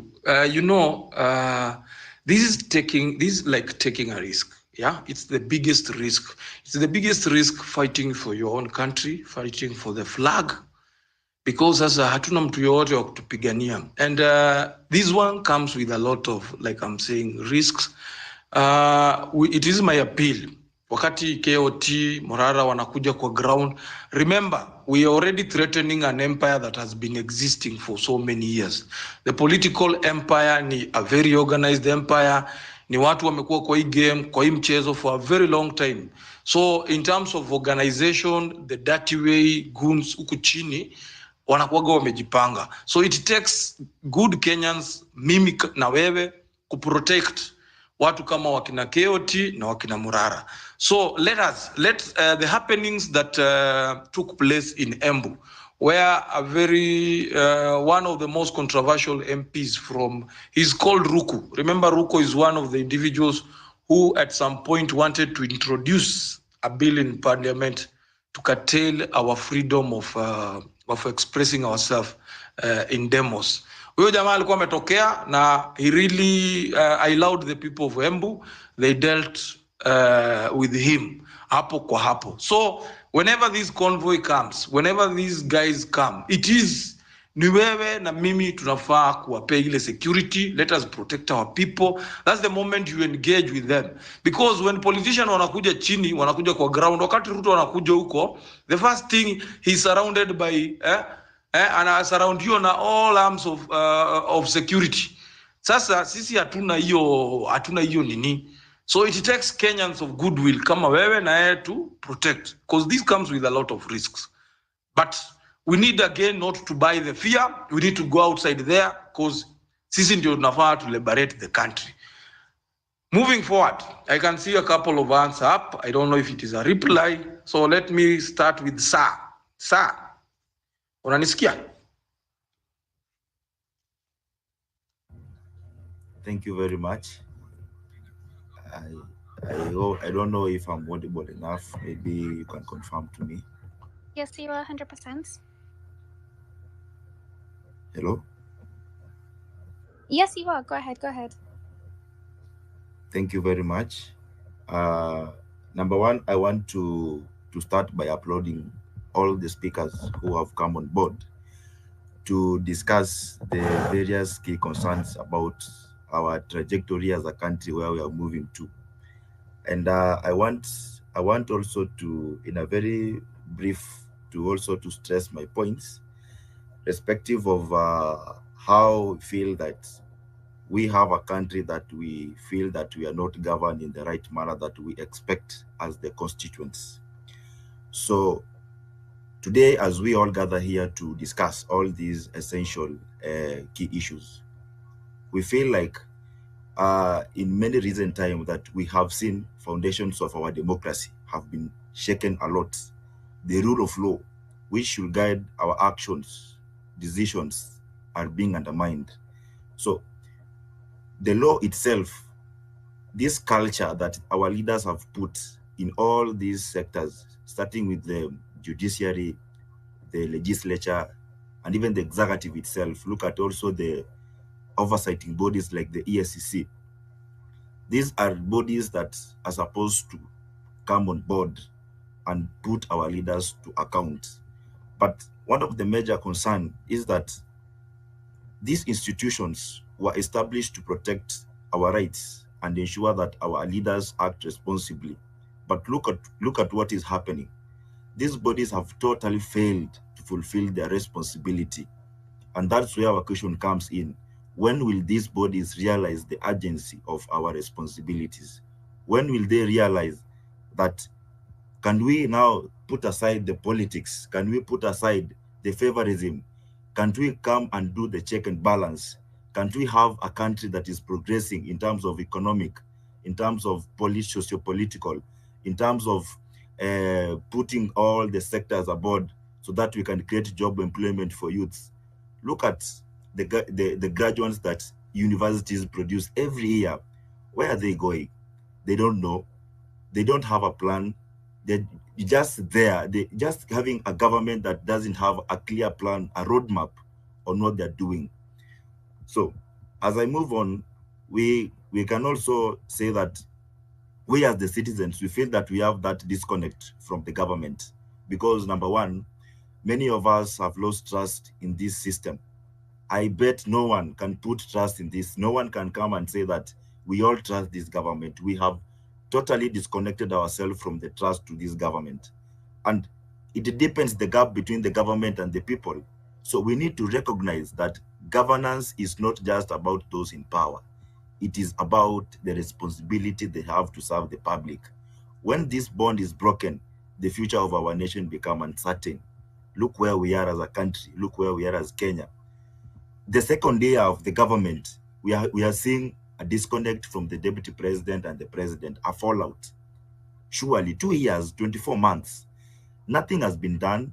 You cannot tell me that you have a government that every public sector, every sector is failing. Look at the education sector. Look at the health sector. Nothing that someone can say that or can defend that something is being done here. Look at the transport sector. What is happening at JKA right now? Now, how can you tell me that now we have a government that has competence? How can we come and say we can defend this government by saying that it's a working government? But today, you can see even what is happening. We can see the members of parliament coming together, collecting signatures because they want to impeach one of their own. And why? Because maybe they've created that culture of looting our resources until they feel like now I'm also supposed to loot more than the other. They start fighting each other because of our resources. Even this impeachment, you will not be shocked to find that the kind of disagreement they're having is because of our resources that are supposed to run our country. They are fighting because of our resources. And some of us will just sit there, now have sympathy for them. Now the president is fighting the president is fighting the deputy president. Why? Are we now feeling that are we now being sidelined? No. Actually, one thing I need to appreciate the Generation Z because I think I've seen it. They don't have that tribalism. They don't have that tribal in us. I think it's high time that we've come to realize that no matter what, no matter any region block that we have, we can see a leader that who can deliver. I think that is the person that we have to put trust. We check on that person. If he fails, we just come on his neck for accountability. But you see, today where we are, we are on ourselves. No one is talking about our interest. Politicians have come on board just trying to protect their interest. They just want to protect their opulence, nothing else. And I think one thing that I'll leave everybody that with is that I know right now we are still on course to try to rectify some of the system in this government as the citizens. Yes, we can't have that much strength to push some things because after all, this is the government of the day that we have, but we can plan something. These 3 years are this is a very good time for us to plan. Number one, we make sure that we have the voting card, we have our IDs.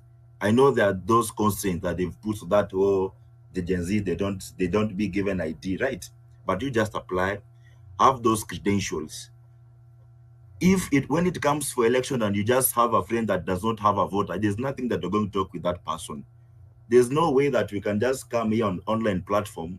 We just keep on repeating things that we usually say every day. But when it comes to doing them, we don't do them. We're just sitting there online browsing TikToks. Some of us don't want to engage ourselves knowing which kind of these things that are being passed in parliament. Only I'm very sure, even if you just try to check on ourselves, many of us just went to follow up on the impeachment motion for Gachagua. But let us ask our sincere question to ourselves. How many times do we listen to the proceedings in the parliament? How many times have you listened to some of the bills, some of the motions that have been brought before the parliament? Are we following up on these things?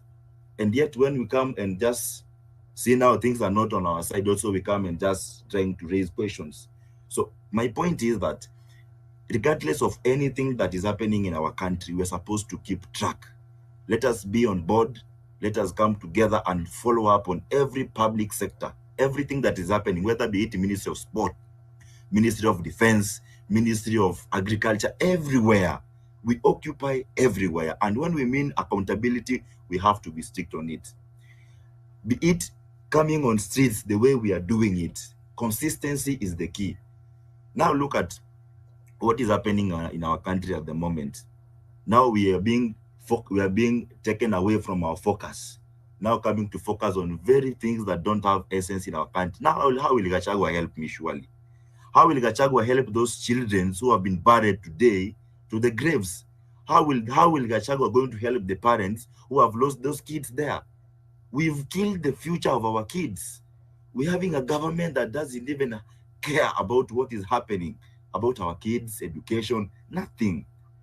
We are just left on our side alone. We're just alone on this. So I think I just want also to congratulate what Marara is doing, trying also to educate. Civic education is very important. When we are informed, because information is power. When you have information from where you sit from, when you are fully informed, because I know that this generation where we had Generation Z, this is a very educated generation. Because these people have realized that many of us were informed with the Constitution. We can even quote the clauses, the articles. We know our rights. And they are not happy the way we are fully informed about all these things, because they used to see us that they are these people below age of 30. They don't know anything, but they are being shocked. And that is why you can see them grouping themselves. How many of you they expected that Raila Odinga will come to side with Ruto? This is because these people are very greedy. They just come, they just come together so that they can just try to maybe protect their interest. So this clearly shows that there's nothing that we need to have sympathy for these people. They play the same politics, nothing they're doing. Look where we are right now. The country is just going to politics. There's no work that is being done. Everybody just talking about politics. Lecturers are on strike. What did it take so that they can just come to sit on table and agree? Parents are still paying for the household, for the students, from where they just do the operation from home to school. Their rental houses, they are paying rent. How come that all these 1 month that has gone for strike, no classes going, nothing, just at home doing nothing? And then you just tell me that now we just also sit there with just do nothing? I think we are tired of this government. I think we've seen the worst they can do for us. There's nothing. We have no trust at this government. And in conclusion, I think the path we take as a country depends on our collective action. We must come together as citizens, civil society, and institutions to restore the rule of law and strengthen our governance. Only then can we build a bright future for Kenya. One where justice prevails, accountability is the norm, and every citizen feels empowered to participate in the democratic process. So I think the task is left on our side. Let us join hands together. This is not the time maybe we should be blaming ourselves. Why are they doing this? No. In fact, we shouldn't be caring about these people. In fact, I'm very happy to see the way they are fighting. Let them fight, because once their fight will never assist us in anything. It will never bring food on our table. They're just fighting for their children. They're just fighting for their relatives, for their families. Even though we just come and say that our son of the mountain is being politically sidelined, just going on streets because of him. Look at the people who took credit on the Generation Z protest.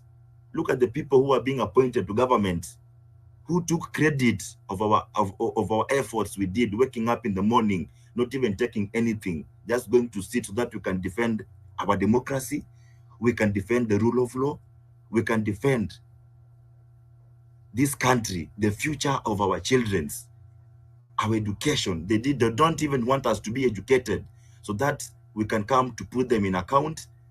How surely can you consolidate all the funds? How can you categorize students in different bands without having public participation? How can you put something in effect and then you come to seek public participation after something has been implemented? Really? I think we need to have a very lengthy conversation and very healthy. I guess, I bet we have, the people we have in government are, maybe they're having some mental problem. I don't even, the things that even our president is speaking abroad and here in Kenya are very different things. Recently, he said that that Ford Foundation was the one that was funding the Generation Z. Today, now they're saying it is the deputy president who was funding the protest. When he was abroad at the US, he was saying, oh, the Ford Foundation is doing a good job in helping our country in terms of economic transformation. Now, like, where are we? What is this guy saying? And then we just put our trust on this guy. I think these are even people who don't know what they're doing. They're just wasting our resources, wasting our time. And you know, this time will never come back. So I think, as I just finish from here, I think we should be very vigilant on ourselves. Let us stand very firm. Let us have that straightforwardness. Let us put our minds together. We have lawyers, we have doctors, we have economists from ourselves. We are learned. We can sit, we can put our minds together, and I'm pretty sure that we can take this country forward. It doesn't mean we don't need Ruto, we don't need Raila Odinga. Who are they? We don't need these big fish. We ourselves, we can be those big fish. We have the minds, we have the brains, we can reason, we can put a proper leadership, a leadership that is working for this country. We need to have managers. We are tired of these politicians. We need to have people who follow the rule of law. We need to have people who adhere to the rule of law. So we will keep on talking all these things. We will I'm waiting for you to land. Yes? I'm waiting for you to land. I think I've given you enough time, so I'm waiting for your closing statement now. Thank you very. As I'm closing, let me just close, because I think we'll just keep on talking until tomorrow. As I close, I think my stressing point is that I think we should be conversant with our rule of law, because everything that happens in our country revolves around the rule of law. So if we have people who follow the rule of law, if we have our institutions being grounded on the rule of law, they do their job without being compromised, without being influenced politically, I think we could be in a very better position as a country. Thank you very much, and I appreciate you guys for being there this time, because we are here to shape up our country, and that is Kenya. And may God bless this country. Thank you very much. Thank you, my brother. Thank you for that long remark. You know, when you raise your hand, it's either a counter or it's a reply. I had seen KD hand is up, but just hold kiasi, just hold that thought. There is Isaac. I want to put it in this order. There is Isaac, there is Daniel, because there are people who have never even spoken here. So I would want to go for these new names that have never gotten a platform to speak. So somebody's mic is on. Don't know whose mic is that. Kindly mute. So I'll start with, I'll go to Isaac. I'll start with Isaac, and then we go to Daniel in that order. So those are the speakers. But before the speakers, KD, in a half a minute, what I think it is a race. Yeah, thanks. Thank you. Mine is just very simple. I think I'll play illegal co-host. I'm not doing this to belittle anyone or to attack anyone. Please, let us talk about how we'll move forward. Let's forget talking about these guys. At some point, we had a very, very good direction. But I understand everyone has emotions and you're bound to express yourself. But we can do this until God knows when. As we're speaking right now, they are also speaking. Just keep that in mind. Yesterday, we spoke about Gachagua. Today, we spoke about Kindiki. Tomorrow, we'll speak about what Ruto has said on CNN. The next day, something else will come up. So, usifikirie hasira itaisha. That's why I'm just clinging on this point of, let's think of how can we move forward? How can you and I be the difference? How can we make this thing more in whatever? Like when Farah came and then Nonini, you know, like we were talking about us, not they. And if you can keep on that track, Ras, you can correct me if I'm wrong. I think we'll actually have a very productive way to whatever.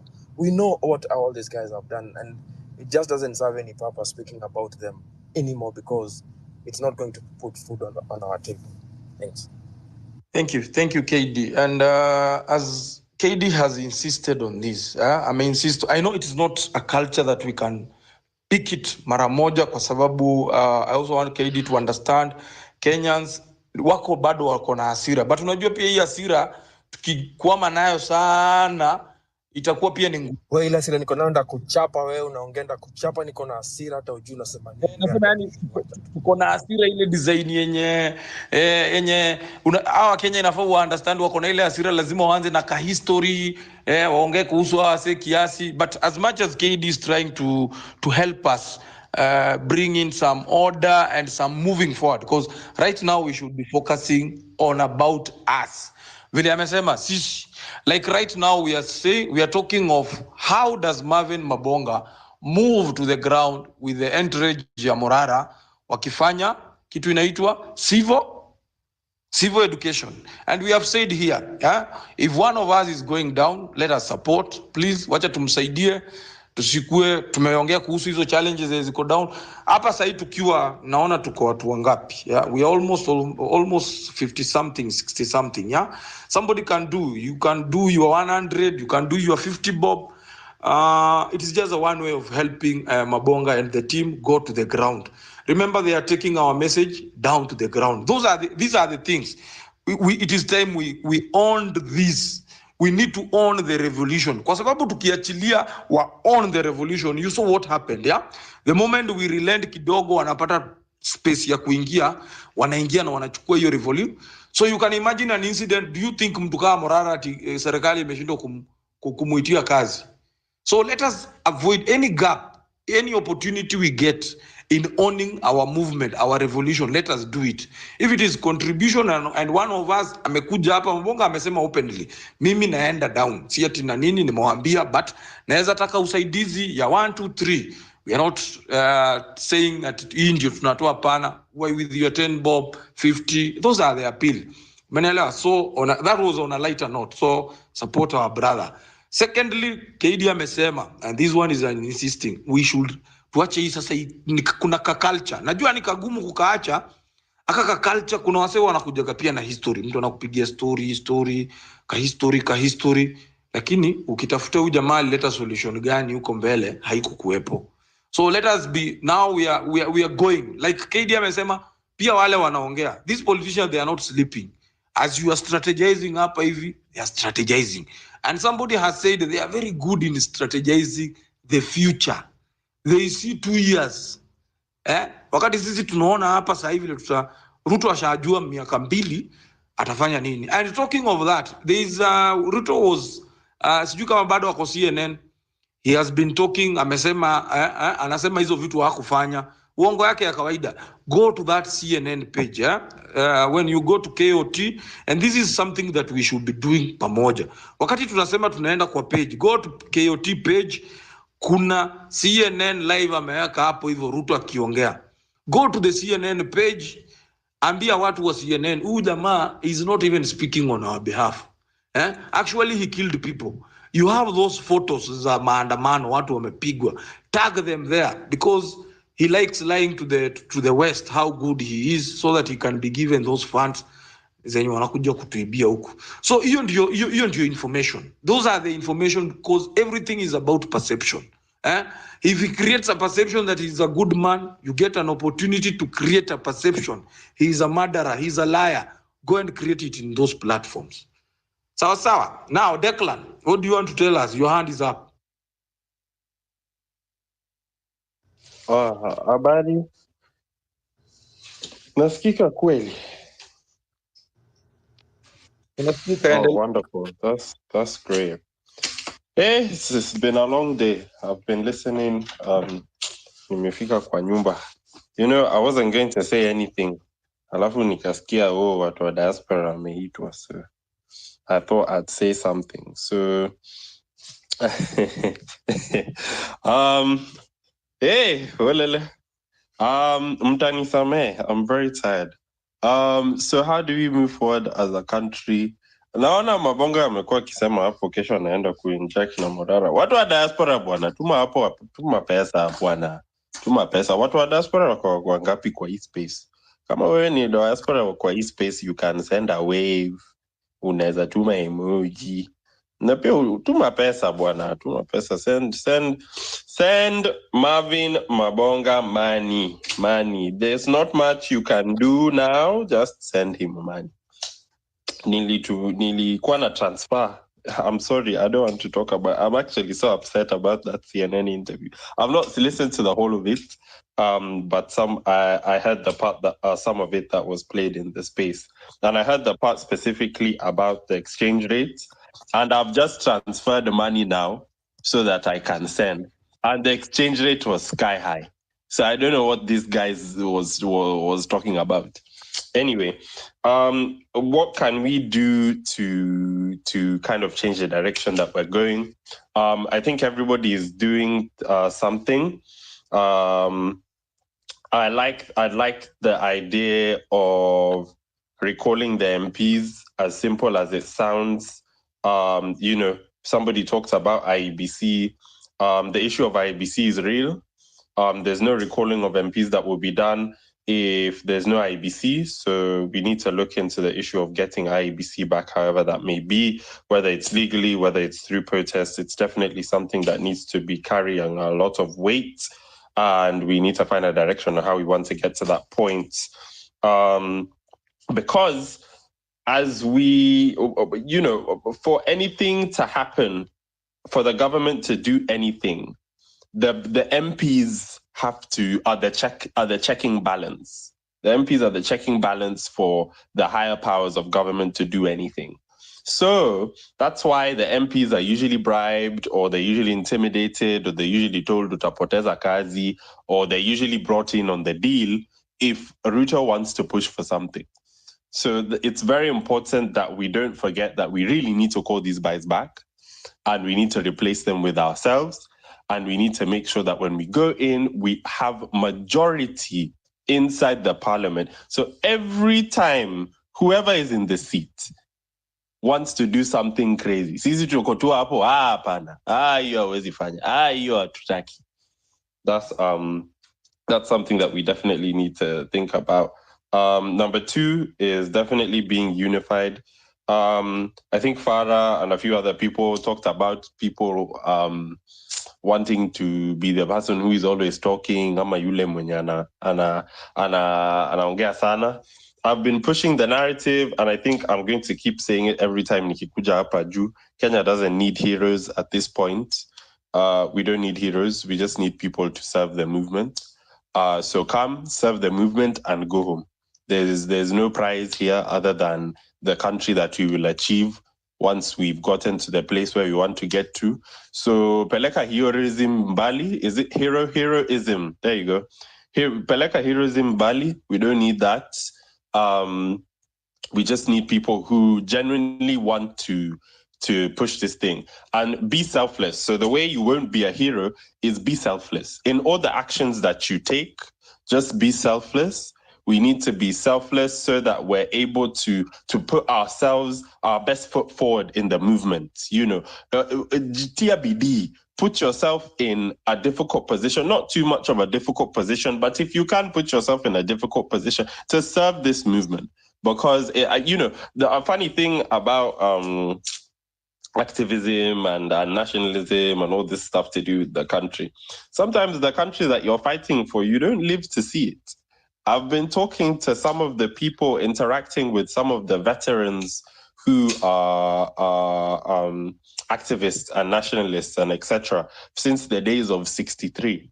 And these guys have still been fighting this war. Imagine since then, mpaka sahi, and they still haven't been able to realize the things that they were fighting for. Okay, we saw independence, we saw multi-party, so things have happened, but they still haven't seen the country that they dreamed of, and they're still here fighting the fight. So that's just a small encouragement. Usichoke. Believe me, nikisema usichoke, I'm also tired. But I think at this point, I think fighting for the country for me is like a default setting.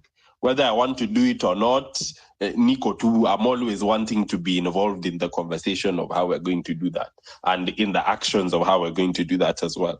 So try and get yourself to that point. And if you're tired, ring a friend, call them, talk about it. And we're moving in a great direction as well. Nilisema hapa juzi. A long time ago, ukienda pahali uanze kuongelea politics, nobody wanted to listen to what you're saying. Now, if you talk about the direction of the country, that conversation is respected. Watu waongeangi tu hohehahe. Of course, sometimes we're fighting amongst ourselves, but the good thing is everybody is fighting to be a part of the movement. So at least we're fighting to be in the right place. So let's just align ourselves to Kiendelea Mbele. I had something else I wanted to talk about. I don't remember what it is, honestly. I'm really tired. But I mean, nakwanga hapa kila siku, so nikikumbuka nitasema tu. Thanks to the hosts. KOT Kesho, Salimia, my president. Me, mtajua, me, I've already said, Morara is my president. Salimia yeye.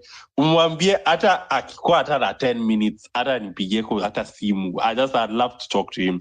Nataka tu kumsalimia, just make sure he's okay. I want to know the status of his car. He had a really nice car. It's a shame that it's been wrecked. I've actually had an accident in Kenya before, and I know how useless the police are, and I know how even more useless the insurance are. So obviously it's an insurance job, but just that process of getting insurance to pay for your car is a nightmare. So send my encouragement, send my love. Tell him hata akihitaji tulipe hiyo gari, will pay for it. Tell him apeleke Toyota Kenya tutumie bill. We'll pay. We have money. We'll pay. Anyway, that's your side merch. Good night, team. Thank you, guys. Well, before we went to Declan. Declan, have you ever tried comedy at some point? Unajua ni kama export talent huko nje. Wow, you know what? I don't even think I'm that funny. I just talk about things that are around me. But yeah. That's it. That was nice. That was nice. It's always a pleasure. It is always wonderful to hear from you. Whenever people feel very down, you have a way of bringing them back to life and really encourage them. You're doing a great work. And thank you for being very wanasemaga aje wale wase wa kujitolea wanaitwa aje nisichome hapa wanaitwa wako nani philanthropic. Ikikuja nilikuwa nasema ikikuja pia mimi nitasema nitaileta baadaye nikikumbuka. But thank you for being very giving, and thank you for supporting guys here back at home. And my appeal to the diaspora family, it's not easy here back at home. People risk a lot. Some of us we really risk. This administration ukiwa nyumbani, man, it's risking. At least nyinyi mkiwa huko nje, unajua wakijaribu kukutumia hawa Subaru Boys wawezi tumwa huko. Sasa wanatumiogo huku chini. Unaona? Wakina KOT na sisi hapa ndio tunaweza kuwa likely the first victims. But we are praying that God will always protect us as we fight for the country. And everybody who is supporting Mabonga and Morara to go to the ground, thank you so much. Gladly do that, knowing very well that you are doing it for a very good cause. It's not a lost cause. And these are individuals whom also pray for them. Pray for them.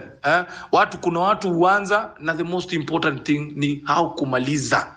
Unaelewa? Ombea kila mtu ama aanze vizuri na amalize vizuri, kwa sababu kuna vitu mingi zina happen hapa katikati. Na hizo vitu zote zimeongelewa, kina KD wameongelea. There are people doing it for other things. So let us pray that we stick together. Kuna Kenyans wenye wanaamkaga tu waangalie KOT amemuencourage aje, mwingine anaangalia tu aone Vampire Diaries, Morara amesema nini. That is what motivates him. I'm very sure kuna wengi wenye wako diaspora. Mimi nakwambia yani wanaangalia ni nini ina happen home. I can imagine that yearning. There are so many people in the diaspora, they are yearning for that change. Leave alone hapa Ruto akirudi. Sijui kama you saw a clip Ruto anatembea New York. Na you saw the daughter, they are very good in PR. Wanataka kujifanya why is it so safe for them to tembea kwa miguu huko, but wakirudi huku nyumbani wanataka kutuonesha wanaweza tembea na magazla. They are very comfortable. It sends you one message. They know very well back at home they steal from those people. Wanaibia wananchi na wanafanya everything that is evil. Sasa you are a threat. So huku nyumbani anaweza tembea tu na polisi na a lot of security. Lakini sasa kule anajifanya akifika kule anakuwa ni beggar. Juu ameendea mkopo yako, anajifanya yeye ni msee anaweza tembea hata kwa street. Ni msee tu wa kawaida, ni msee wa kawaida tu. It is a perception ame create. So I think mimi na wewe na everybody bwenye yako hapa, we are past that nonsense, yeah? Tumeshaona, and this is the gospel we are sending back to our people huko chini, waelewe so that they can understand these people better. Now, back to the speaker panel. Declan has done it. So, Daniel, what do you have for us? And we have said, let us focus. Tumesema change conversation, tuna focus na solutions. Yeah? We are shifting the conversation. Let us reduce kidogo kuongea kuhusu hawa watu walifanya history, tuachie naye huko. Acha tuongee sasa tunataka kufanya nini.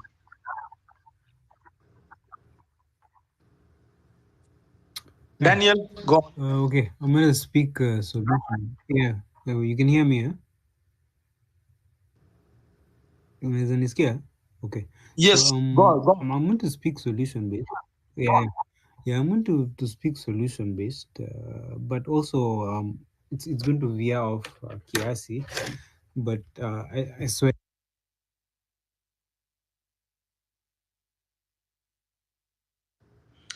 I think we lost him. Daniel, are you okay? Maybe as Daniel rectified the mic. You can hear me. You can hear me. Yeah, we can hear you. Just go on. Talk. Yeah, we can hear you. Just talk. Okay.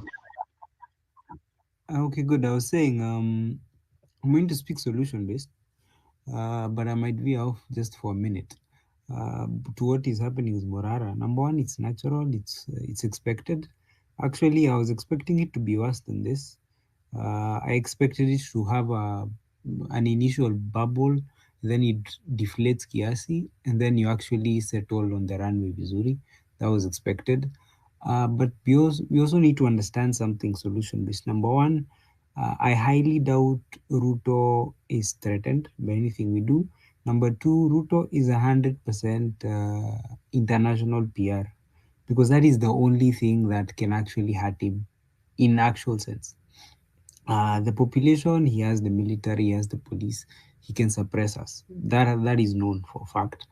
But when it comes to the international community, he cannot withstand the pressure of that, because he's almost a servant to them. They're the ones who, like, you remember when we were rioting here and he was killing people. The Times, the New York, is it the New York Times? They had to put a picture of him as Man of the Year or something. It's because this guy is 100% international PR, and you need to understand that. He is not ruling Kenya for us. He is ruling Kenya for himself, his political class, and the international community, because those are the people who essentially put him where he is. If those people had brought problems, they would have supported somebody else. And everybody who was there during the election knows the Americans wanted this guy. So when immediately he became president, that is why all of them, like, he held the entire US Congress was here in Kenya. Where else? Which other president in the history of Kenya has ever hosted the US Congress? Never. So you need to understand two things. All Ruto is doing is legitimizing himself to them, because if he is not legitimate, they would have questions to answer if they have to back a non-legitimate African president. So they needed one that is a bit sanitized, so that they can pushed their agenda to Africa, and Ruto was the perfect candidate. Have you ever seen an African president in the EU Parliament talking? Like, have you ever seen that? You need to ask yourself, why was this guy invited to speak in that parliament? This guy is not ruling this country for us, and this guy could not give less of a fuck about us. So we need to understand, if we are the only ones who are fighting for ourselves. Number one, I usually even said during the protest, Ruto is not acting like a president who expects to go for election. He's ruling as a president who already knows he has won the next election. Like, he already knows. So this is just a technicality. He doesn't seem to care about what it is, about the people who will vote. He doesn't care, because somewhere in his bag of tricks he knows, when this time gets, I only need a significant mass of people voting for me. The rest will do it Moi's way. Like, I was in a group, I was in a space, is it yesterday? And they had all these famous lawyers, like the ones who are debating the constitutional amendment in Uhuru's. I saw him on TV a lot, and he was saying that everybody knew that once Ruto becomes president, he would not let that seat go without a fight. So not only is a one-term president a problem, a two-term president is still not enough for Ruto. According to how people who know him, even a two-term president might not be enough. So we need to know this is the weakest. His first term is his weakest term. If he gets another one, this guy is here to stay. Like, this guy could not give less of a fuck. Because to Uhuru, he didn't care. He just wanted to keep himself out of ICC, apate pesa, he rules the country, he lives. But to Ruto, power is everything. And do you foresee the personality of Ruto at he is standing and accepting elections have been lost? Do you seriously think this guy will, the guy who we saw after the protest, that he will come and stand in front of us and be like, the elections have been lost? I concede. Buddha boss, this is war, bana. So we need to know, number one, if you have an ID, I do not care. Make sure you have it. By the time IEBC is getting reconstituted, which I highly doubt it is going to be done this year, it is going to be done when the temperatures are cool, and it is going to be done when they can control it. Unless the lawyer people, the legal guys, push them to actually reconstitute it. Because if they reconstitute it now, they have, I think, the number was being put at around 12 million new voters who are very, very focused. The ones who didn't vote and the ones who will get new votes again. You're going to have a collective number of 12 million people that you have to convince why they should vote for you. Otherwise, you have to steal a whole lot of votes for you to win. I'm done.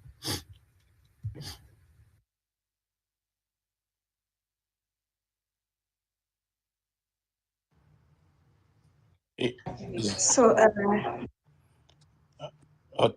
Tori, go ahead. I was just like I was telling the co-host he might have skipped me. okay, thank you so much, Daniel. We really appreciate your contribution. It's really appreciated. So, I hope you can hear me very well. And let me give it to Fabish, then Isaac, please. Fabish, please go ahead.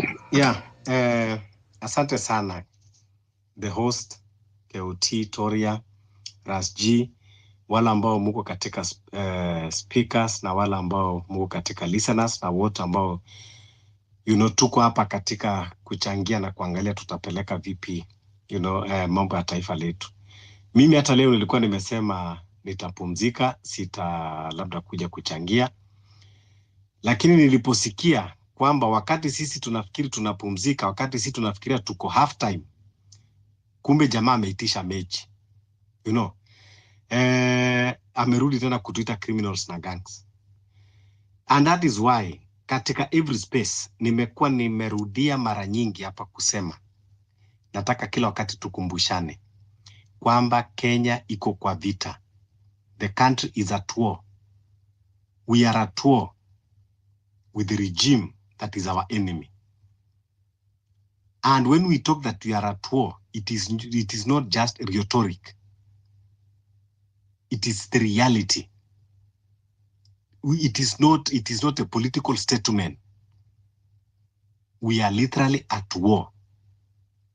Ikiwa mtu ameenda mpaka kwa international space na kusema kwamba criminals walienda parliament, that is how is going, to profile us as criminals. Genesis ya war huwa inaanza kwanza with propaganda. That is why propaganda is part of war. And now the guy has taken us into the international space to propagate. When you want to kill, when a hyena want to eat its own children, it accuses them of smelling like a goat. I don't know, tunahitaji kuambiwa nini ndio tuelewe. We are at war ikiwa tunapigwa na marisasi. Gun and a bullet is meant for enemy.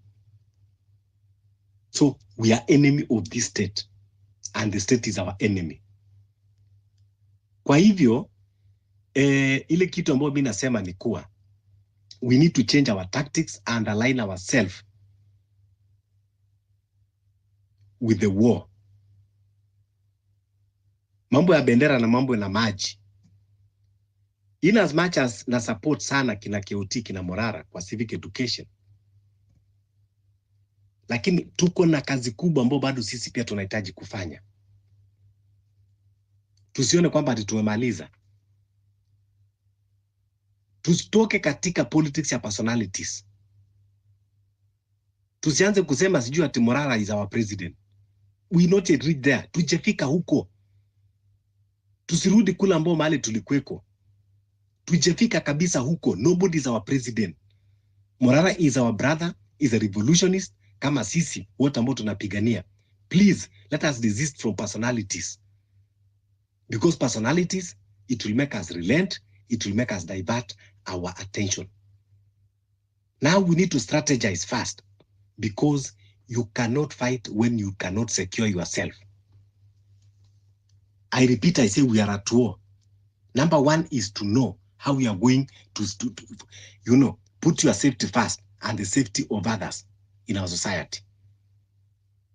It is high time now that we need to protect ourselves. It is not a crime. It is not that it is unconstitutional to protect yourself against the invader, against someone who wants to kill you. It is not a crime. Tukiongea hapa, it is not incitement to tell someone to protect himself from the harm. I repeat that it is not a crime to protect yourself.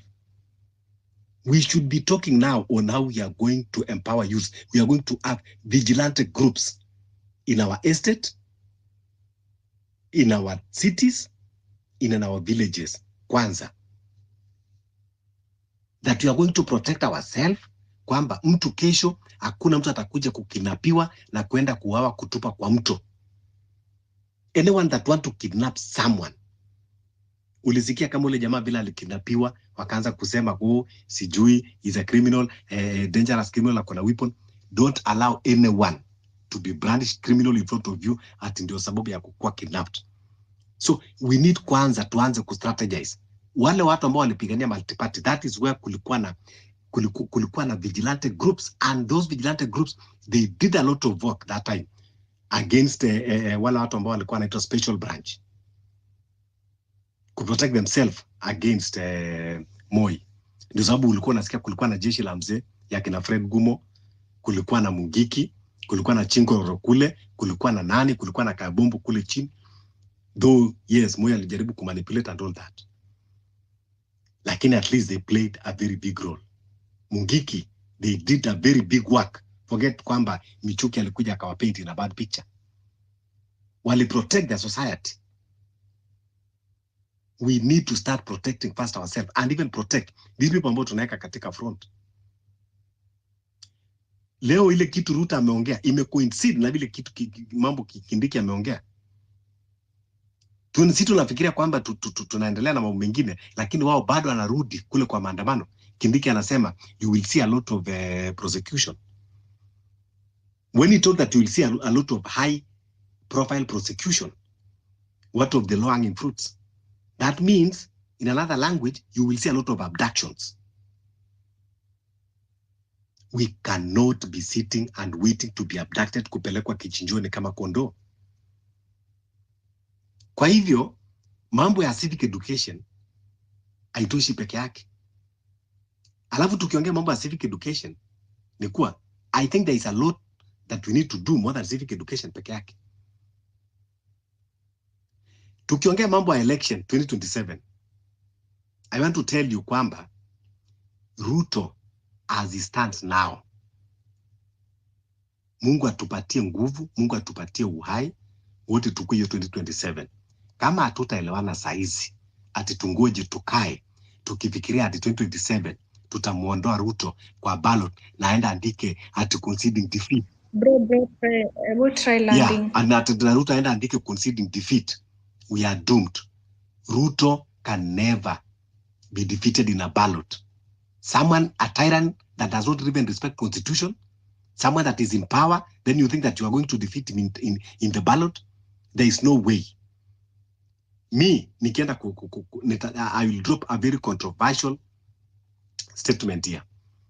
If we are not going to remove Ruto on the streets, on the revolution, forget anything about election. We should even boycott the election. And when I talk of boycotting election, what Anambia 2017, Raila ali boycott, what happened? It is different. 2017, Raila ali boycott a rerun of the president. A rerun of the president, parliament was already in place. But when he say we are boycotting, the wale vigilant groups tunahakikisha kwamba there will be no registration of voters in every corner of our country. Wale ambao watu wako na voters card, we make sure that we destroy all of them. Tunasema kwamba we are not going to participate in election with William Ruto. Then, ile social contract yake na sisi ikiisha, then now we can call now for election, ile ambao tunajifanyia sisi wa Kenya.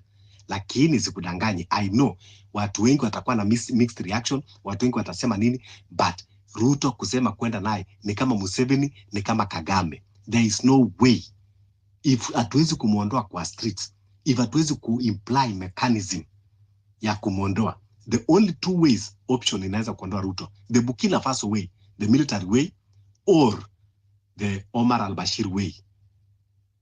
That is the only option that we have. Iki tusichukue lightly. It is not that we just come here and joke and say, kwamba sasa Morara ameenda na kila Keuti, now we are okay, now hivyo ndo tutaondoa Ruto. There is no way. Ruto kuzunguka kwa juu ya magari, Morara na Keuti wanafanya, yani ni kitu kidogo sana. Ruto ni master plan wa kuzunguka na kufanya na kubrainwash watu juu ya magari na maprojects zenye haziko. So it is not easy as we think. Wacha nimalizie hapo. Thank you so much. I know ningekosa kukukata, wewe unaweza ongea hadi kesho. You are capable of talking 24 hours mfululizo. Toria, So, if I may, very, very quickly before you go to the next speaker. I know I've already spoken, but I've remembered something really important. That's the thing that I wanted to say. That was probably the most important thing. So when people are going to retweet the CNN story for Ruto, it's very important because his image on the international platform is something that we can hit. It's actually a target that we can actually hit, and we can hit it very easily online. And the important thing I wanted to say is underneath, when you're going for that tweet, don't go and retweet KOT's tweet. Go to the page where the tweet came from. It came from that lady's page. Her name is Christine Amanpo. So if you go to her page, you retweet it from there and you give your comments on her page. Now, CNN is a very highly respected news station. So when something is said like this, people go and the right people go and look, the people who we are targeting to ruin Ruto's image. Underneath the post, there's community notes. Now, community notes is something that's been launched by Twitter that gives credibility to a tweet. So people just don't run away and tweet things and give allegations. So there's people who have already contributed to the community notes. You can also register to be somebody who gives community notes. And basically what you do is you give a context of what is happening inside the alleged post, which is obviously what Ruto is talking about with that lady, and you give a source to support. So you're told to give you give a news link to maybe a previous story from CNN, or maybe a picture, or maybe like Al Jazeera has been running really good stories about Mandamano. So if you want your sources, you can source from there as well. Now the community note is what will give credibility to when Kenyans are there in the comments saying, "Oh, this guy is lying." Then the community notes will be there with supporting articles, news reports, pictures, videos, all those things in the community notes of that post. If you can't contribute as a community notes person, then you can support the notes that are already there. So the ones that support us, support those notes, you just click by support saying, yes, this note is credible. And then it then it won't be just, oh, hey, Kenyans are saying and Ruto is saying. Then it will be, there's actually proof. So yeah, that's the important thing I wanted to say, Muneza and Alea. Thank you so much. Declan, Thank you so Declan, can you, somebody is on my inbox anasema, can you share, do it on your timeline so that people can pick up that page or that individual handle so that it can be easy. There are people requesting that. Kuna wenye hawakujui vile they can go about it. So kindly, Declan, if you can do that on your timeline so that others can pick it from there. I think it will be very easy because I'm seeing an inbox people asking how do they do that, kwa sababu watu wengi wamefanya through mabongas, unaelewa? So from your explanation it seems haijafikia wale, unaona? So like Declan has explained, watu waende kwa timeline ya CNN, unaona? So the problem with also social media, utapata kuna fake pages za CNN nini. So always pick the right one. But I was suggesting, if Declan, you can do it on your timeline so that people can pick it up from there. I think it would be easy. Toria. So I've sent her post to the Jumbotron. I don't know if you can see it. So the post, that is the page that you need to attack from there. So that lady is the lady who did the interview. So people follow CNN and people follow the anchors, because the anchors are, or some anchors are known as credible and some anchors are known as propaganda. So this lady has obviously given this story. So she's posted it on her page and she hasn't said anything malicious. She just said, this is what happened. This is what Ruto has said. What do you guys think? So yeah, please give your comments there. Ikopale kwa Jumbotron. You can share from and retweet from and comment from her page. Asante. Thank you so much. You've all heard what you're gonna do. Declan has explained it in details and also put the feature on the Jumbotron. So Isaac, hi. Kwa itifaki ya kikao hiki kufuatilia mfuatano wa wenyeji KOT Toria na wale ambao wameweza kuhudhuria kikao hiki na wasalimu hamjambo.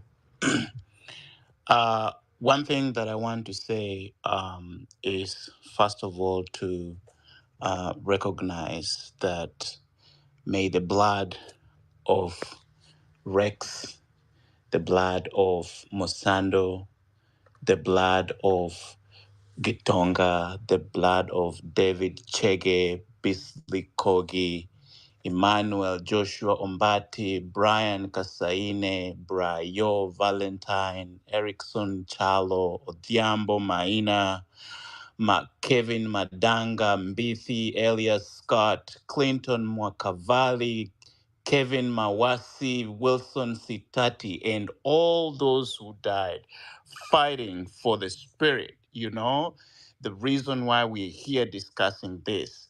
May it haunt these people. May they be confused completely. May they fight each other. May they never know peace. May the money they are trying to stuff abroad, may it disappear completely because they think they've won. The spirit of these people lives on. And I want to say again, it lives on. Number one thing I want to say, and I really like the topic of today, and I was even in the session of KOT with I think it was Citizen Radio and Citizen News online, and I really liked the discussion that was going on. One thing that I want to say is, as much as we are raising our voices right now, this is something that should never stop. Because one of the questions that, and I think it's KOT was asked, is this fight going to dwindle? Because Kenyans are very good at forgetting. Today we are talking about this, and then after 2 years from now, something new will just come up. Maybe people will be taking Bandari and Mombasa, and then our focus will go to Mombasa, and we forget that we had a fight to move on. So I would like us to keep these spaces alive, because this is a platform where we voice our anger, where we voice our dissatisfaction, and so forth. One of the things that I know, and I totally agree with what Fabish was saying, we should not be distracted, because the moment we start saying, oh, so and so for president, oh my God, we are starting to lose it. We are starting to lose it, because that's not the fight right now. One thing that I want to tell you, in war, actually the art of war, the biggest victory is actually knowing the strategy of the enemy. Once you know the strategy of the enemy, you know how you're going to attack. You know where you're going to start to attack. So it's not just about seeing the enemy. And I want to agree with one of the previous speaker who said, Ruto is very, very smart. This guy is smarter than even Uhuru Kenyatta. This guy is very, very smart, and you cannot outwit him. Saizi, you're talking about 2027. This guy has already strategized the 2027. He knows even who might be the commissioner. He already have all the commissioners. He's maybe putting everything in place, because he knows there's nothing we can do. So we need to know the enemy and the strategies of the enemy, so that we can actually outwit him. And one of the things that I just want to tell people is that let them be confused. Let them keep on getting confused, because their secrets will eventually come out. So we should not even waste time trying to focus on the impeachment things, trying to let us ignore them. In fact, the moment we ignore them, they know that we Kenyans know what we want. We know our fight. We know what is actually ailing us. And one of the things that politicians use is propaganda, ethnic profiling, name calling, and I was surprised even when Gachagua was saying, oh, I was fighting my brother Uhuru Kenyatta, little did I know Kenyatta was a good person. He can't really tell us he knew Kenyatta was a good person, and he's the one who sent people in his farm to kill goats and to cut trees down. He can't say like he forgot that yesterday. No. Politicians are very selfish guys. Very, very selfish guys. They know, they strategize even before the elections. They know that mimi nitakata mguu, wewe utakata shingo, wewe utachukua damu, mimi nitachukua matumbo. It's like they know. And Kenyans, we are the animal they're actually slaughtering. When you look at the system, you can see even Ndindi Nyoro, who has actually capitalized on Kenya Power. People are crying about, the dishonest services of Kenya Power, and he's quiet. He's the guy who has actually the largest shares in Kenya Power. Lakini akikuja kwa microphone anasema Kenya is our business, and so forth, the usual rhetoric. We are not going to be deceived by these people, because they're the ones who are eating us alive. Say that again. Try landing. Okay. I'll try. To finalize. So one of the things that I want to say is that as much as we're having this conversation, and I like what people are going out, civic education is very, very important, because this is something that even the Raila administration tried, but they never really, focused on going down, because for them, they were doing civic education because they wanted to win elections. But we, as the young people, we do not have tribe, and we do not align ourselves to political divisions. We are Kenyans, and our focus is, when we are going to these villages and trying to share, we have a common goal, whether it's Mombasa, whether it's Western, whether it's Nyanza, everywhere. Right. So the last thing, I think someone also mentioned this, reconstituting some of our systems. When you talk about the IEBC, this is one area we need really also just to have a session, talking about IEBC, because if we do not reconstitute this IEBC, this is where we are going to lose it, because we need people of integrity. We need to have a system that cannot be hacked. And when I say not be hacked, is we have to be vigilant, even when during the voter registration, during the actual elections. These are the things we need to focus on. And right now, one thing that maybe people don't know is, okay, I'm landing. The voter registration. So when you're talking about registration and IDs, you realize that now even getting IDs is becoming really hard. This is the game these people are trying to say. So I had a lot to say, but I think for the sake of others who need to contribute, I'll land there. And if I get another session, I will complete what I had to say. Thank you very much. And let's keep the conversation going. Thank you for your contribution. Much has been said. I'm not going to add anything on that. So guys, it's 3 minutes past 2 a.m. Welcome to Sauti ya Mwananchi, hosted by Marvin Mabonga, co-hosted by Toria and Rasji, and where we give citizens of Kenya mic to share their ideas. How do we move forward as a country? Let's stick to the topic of today, and we have a data support number there, whereas today it's not working as a data support number, but it's supporting our guys, Akina Keyoti Sonko, Kesho, yeah. Tomorrow they'll be on the ground with Kina Morara, injecting in Rift Valley region. So kindly, your small token or your token will be highly appreciated, and it will represent very well. Itasaidia sana. You saw what happened last time, and they were fixed in a very difficult situation. So guys, as much as we're talking here, we have to remember that there are watu wako kwa ground wana to represent. So let's give them our support. Hapo hivyo kuna hiyo number, tutume kakitu, let's support them. Let's keep the conversation going, and kindly take the shortest time. I think he's supposed to sleep, if I'm not wrong, because he'll be traveling very early in the morning. Anaenda huko Rift Valley, bonde la ufa, na kumetengwa. Nyinyi endeni mkatengue kwenye kulitengwa, kukue ziwa, tulishe samaki. Anyway, moving on swiftly. The election, are you there? Yes, I'm here loud and clear. Yeah. Go ahead, please, and try to use the shortest time as possible. Thank you. I'll try my best. So, me, I'm back with the edge of darkness, and this is it. Kenya ni yetu sote, na ni home kwetu sote. Many at times tumekuwa patriots kwa hii inchi, yet sisi ndio tunalala 6 inches down to the ground without a pinch. Many wamerest.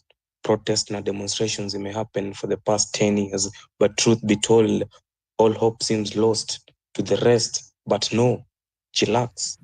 There's no end to sarcasm and hypocrisy, but hunger for the greater good ndio imefanya turudi kwa streets. We all have mouths to feed, tuna sweat, we toil ndio tuweze kuleta food kejani. Struggles zimekuwa real, but bado hatuoni tunapoenda, though tungependa kuleta change juu sisi ndio change makers. They have downgraded us, brought the war right at our doorsteps, but at night sisi tunamuita God, wao wakiloot ndio mchana waitwe nights. Ceremonies zime happen all over.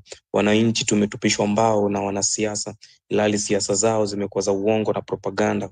Wanasema parapanda zitalia siku ya mwisho, but natumai that's our prayer as Kenyans, cause already tushachoka na hii govern as well was our theme wakati tulikuwa kwa debe. Hence politicians walitupaka mafuta na 50 shilling notes times of campaigns, not knowing 50 bob is worthless. Hata sumu imepanda bei, uchumi imekuwa mbaya, and that's why magicians are playing our minds. Posters all over ati daktari wa kiasili kutoka Asia, no jobs for everyone, and anyone is facing the what the optician couldn't see, though mathematicians wali predict. Kila mara na kila kona askari wameterrorize in the name of keeping law and order. How I wish kwa restaurant wangetupea orders za peace, cause orders za laws zilichukuliwa na judiciary, only citizens to suffer. Tushakuwa masafara in the Sahara without boots to enhance our safety. Enmity hasn't rooted itself into our hearts, hence fighting against ourselves has been a priority. Everyone's validity must be prioritized, because we both know the enemy who is touring every country whereby his countrymen are crying. Askari wako na serikali, ilhali serikali imewaficha in the name of protecting wananchi, ambapo sio sisi citizens ndio tunaumia, na media houses kama Citizen na Kameme hawawezi tangaza hayo until tufike hapo kwa breaking news, though yanayojiri imefumaniwa na wanasiasa na yaliyomo ikawa mitaani, wananchi wako mataani. Aipoa imelala darasani, in fact maji ya dasani ndio tulitumia kama dawa. There's a protest which brought togetherness. This has reminded me that we suffer as citizens in this regime that's trying to choke us to death. Manze, ni sisi kwa sisi. Sisi kwa sisi has been our pillar for the betterment of our country. Sisi kwa sisi ndio imetu bring together place tumetoka. We ain't gonna go back to what our forefathers did back in the days. Once again, we stand for our neighbors, mama mboga, mtu wa boda, children, our mothers, fathers and sisters. Gava imejaribu sana with the consistency of crime rate, death rate and corruption. Zimekuwa hidden, but hata Adam and Eve walitry ku hide, but we know what happened. Constituencies zimekuwa mob, hence funds cannot be well managed, but taxes zinatolewa kila asubuhi. Treasury imekuwa a bargaining power, while the state house is the controlling room. Civic education imekuwa rampant in the country, and this is a call to everyone, not selected people. Though elected people are trying to wipe us from the face of the truth. Ukitembea kwa streets unaitwa hustler, ukiomba msaada unaitwa bega, but wanasiasa wanasema bega kwa bega, yet technician wanajali hali yao ya chuma na spana. Politicians have led us into impunity, and if heaven was to open today, hakuna mwanasiasa anaitwa purity ama mercy ataona ufalme. We are absorbed by their scrutiny, which has brought unity as we are serving one cause. Calamity ni mob, ndio maana short courses zimekuwa useless to a common mwananchi without courses. Moses alikuwa stamara kwa Bible, though hakuwa igamble na law. Moses hakuwa serikali, anajali venye atapata mali with a law head, no intelligence, and a backing of Central Intelligence of Police wa Kenya. Stick to the motion, and our notion must bring all our cries together. But nadhani lotion itatumika time injection na si fiction, because the political class are bulldozing who's greater than the other. This is our vision. The mission yetu ni good governance. Na msisahau our maintenance of the mission brought a provision of sisi kwa sisi. Kenya for one, and one for Kenya for all. Thank you guys. That was it. Wow. Thank you so much. That's the power of art. We really appreciate art. It's one way which is helping us pass or educate or inject civic education in people. Art imekuwa ikiplay a great role in this movement, if I'm not wrong. Though, shukran sana bro. Nice. That was really fantastic. Apapa, your hand has been up. Thank you, Tora. Please confirm that I'm audible. You're very much audible, clear. Thank you. First, I would love to congratulate ourselves, those of us in the East African time zone who are awake at this time of the day, and everyone else, wherever they are. I would also like to congratulate the guys on the ground, the KOT and the team, not forgetting the battalions on the X, the likes of Willie Oeba. Guys, it's not easy. They're giving their best, and we really need to applaud them. Second, I would like to mention that sometimes I feel that we are easily distracted, just like it has been mentioned by the previous speakers. We are easily distracted. For example, juzi baada ya interview ya Rigiji, the following early morning, I wake up and going to the space, to X, I found there is already a space with the title about Rigiji. I was wondering, what does it has to do with our movement? I felt so bad because we are wasting much time talking about things that don't really help us in our struggle. May we please maintain our focus? We already know what we want. We know what we don't want. People like Itumbi, when they are talking about KOT, when they are talking about Morara, when they are talking about Boniface Mwangi, they're not discussing them. They're talking about them because they have seen them as a problem. And so when Itumbi gathers his squad, they're only talking about how to end what Kina KOT are doing or what the rest of us are doing. That is why even Juzi, akaita watu Bomas, he was able to buy most of our comrades with only 1,000 shillings.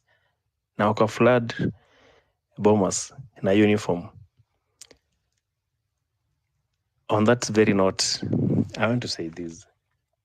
Guys, if we can be able to dissuade our parents, our friends, our relatives, just not to take politicians' money, so that we don't become sympathizers, so that we don't become their followers in their rallies, I think that will also help us. Wakati tunajiambia kwamba, yeah, we can take their money, but we shall not vote for them. To me, it really doesn't make sense. Because at some point, we just feel entitled. We feel sympathy for those guys. Mwisho wa siku tutasema, okay, heri huyu jamaa nilikula 500 yake, nilikula 100 yake, huyo mwingine sijakula kitu yake. So how am I sure kwamba akiwa pale juu atanifanyia kitu mzuri? Those are the conversations that even our parents are having. And that is why what leads us to make these wrong decisions repeatedly and repeatedly. For me, I'm of the opinion that we just avoid those guys. If it's avoiding their rallies, we avoid them. If it is avoiding their money, we avoid it. For example, if tomorrow Ruto is coming to Kasarani, na anasema kwamba kama unataka kuingia atakupa 1,000, and then all of us refuse to go and get that 1,000 shillings, what will happen? He will feel ashamed. Next time, he'll probably think of another strategy. But hiyo atajua kwamba, no, hawa jamani wagumu, I want to buy them. So please, can we just encourage our peers to avoid that? On the last note,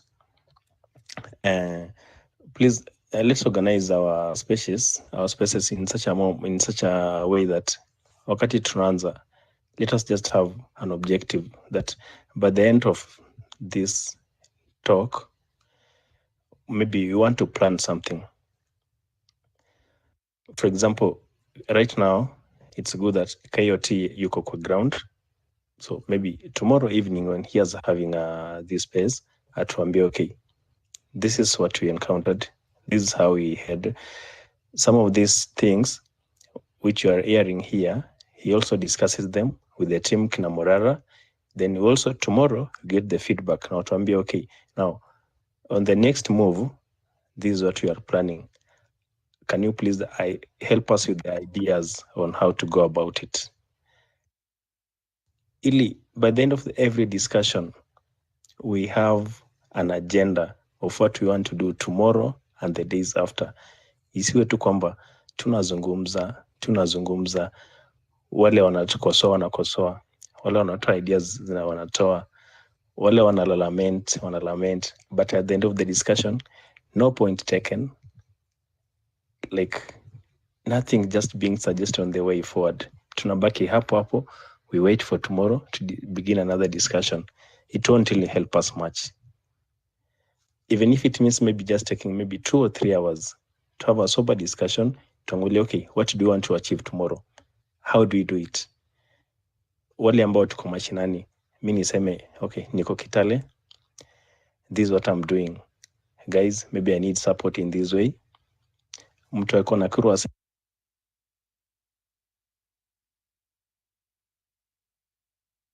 Papa, I think I lost you. I don't know if it's on my side. Ras.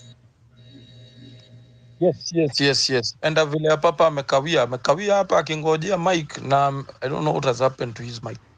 Sorry guys. Oh, nice. Go on. Okay.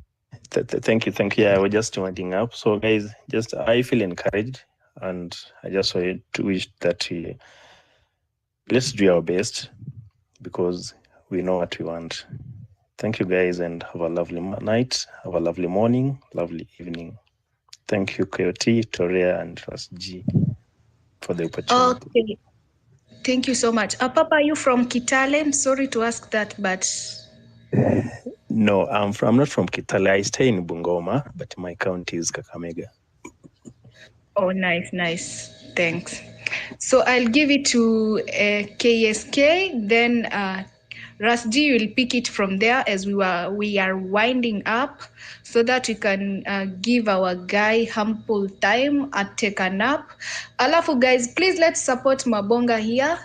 Pesa ya fuel kidogo hivi, pesa ya maji kidogo hivi. He's doing a nice and a great job on the ground. If there is one person I really admire in these platforms is KOT, honestly, because manze uboy amejituma tu sana and he stands for justice, for accountability.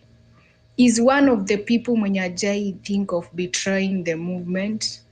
Literally, if you can check, most of the people who were there in the beginning were relent. But despite people losing hope, the guy has been so persistent in giving people hope. KOT, kudos. Bro, you are doing a nice job. KSK, please go ahead. Hello, everyone. I hope everyone is okay. I have a question. What are the counties bordering Isiolo County?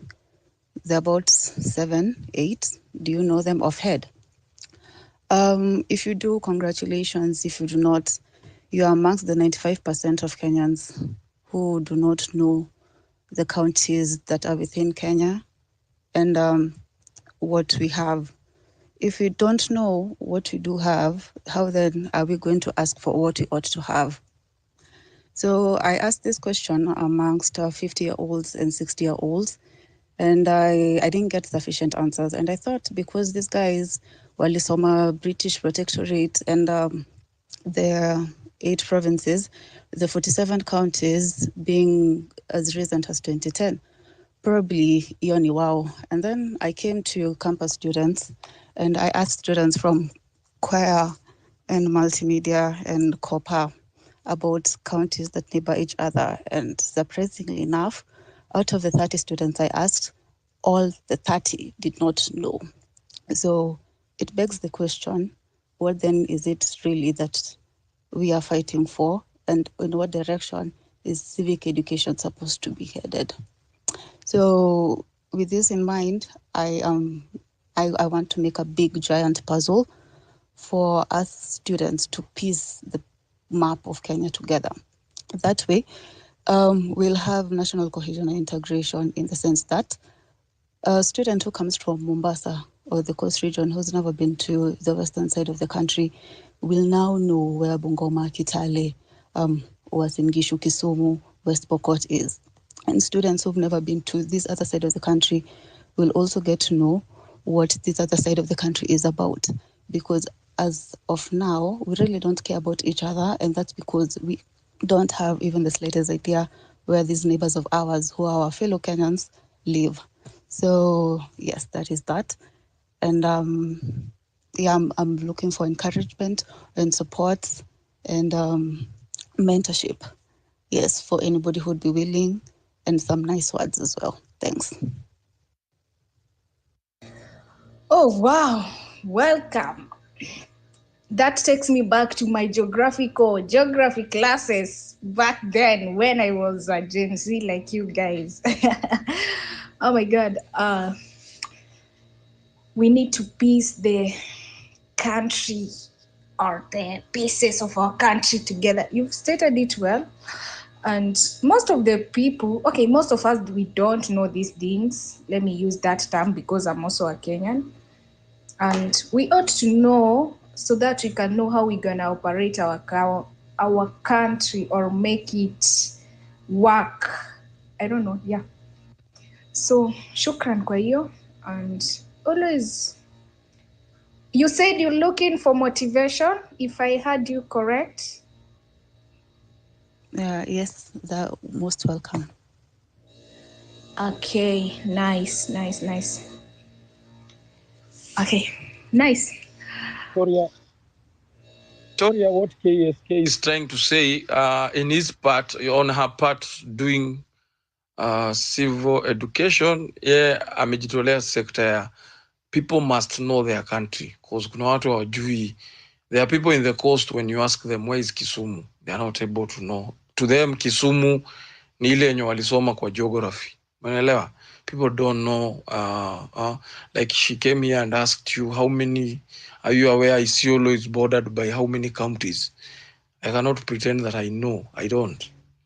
No. So on her end, she has decided to educate, to do civil education about kwa sababu tuko tu in a country Kenya, but most of us hatujui hizi towns ziko wapi.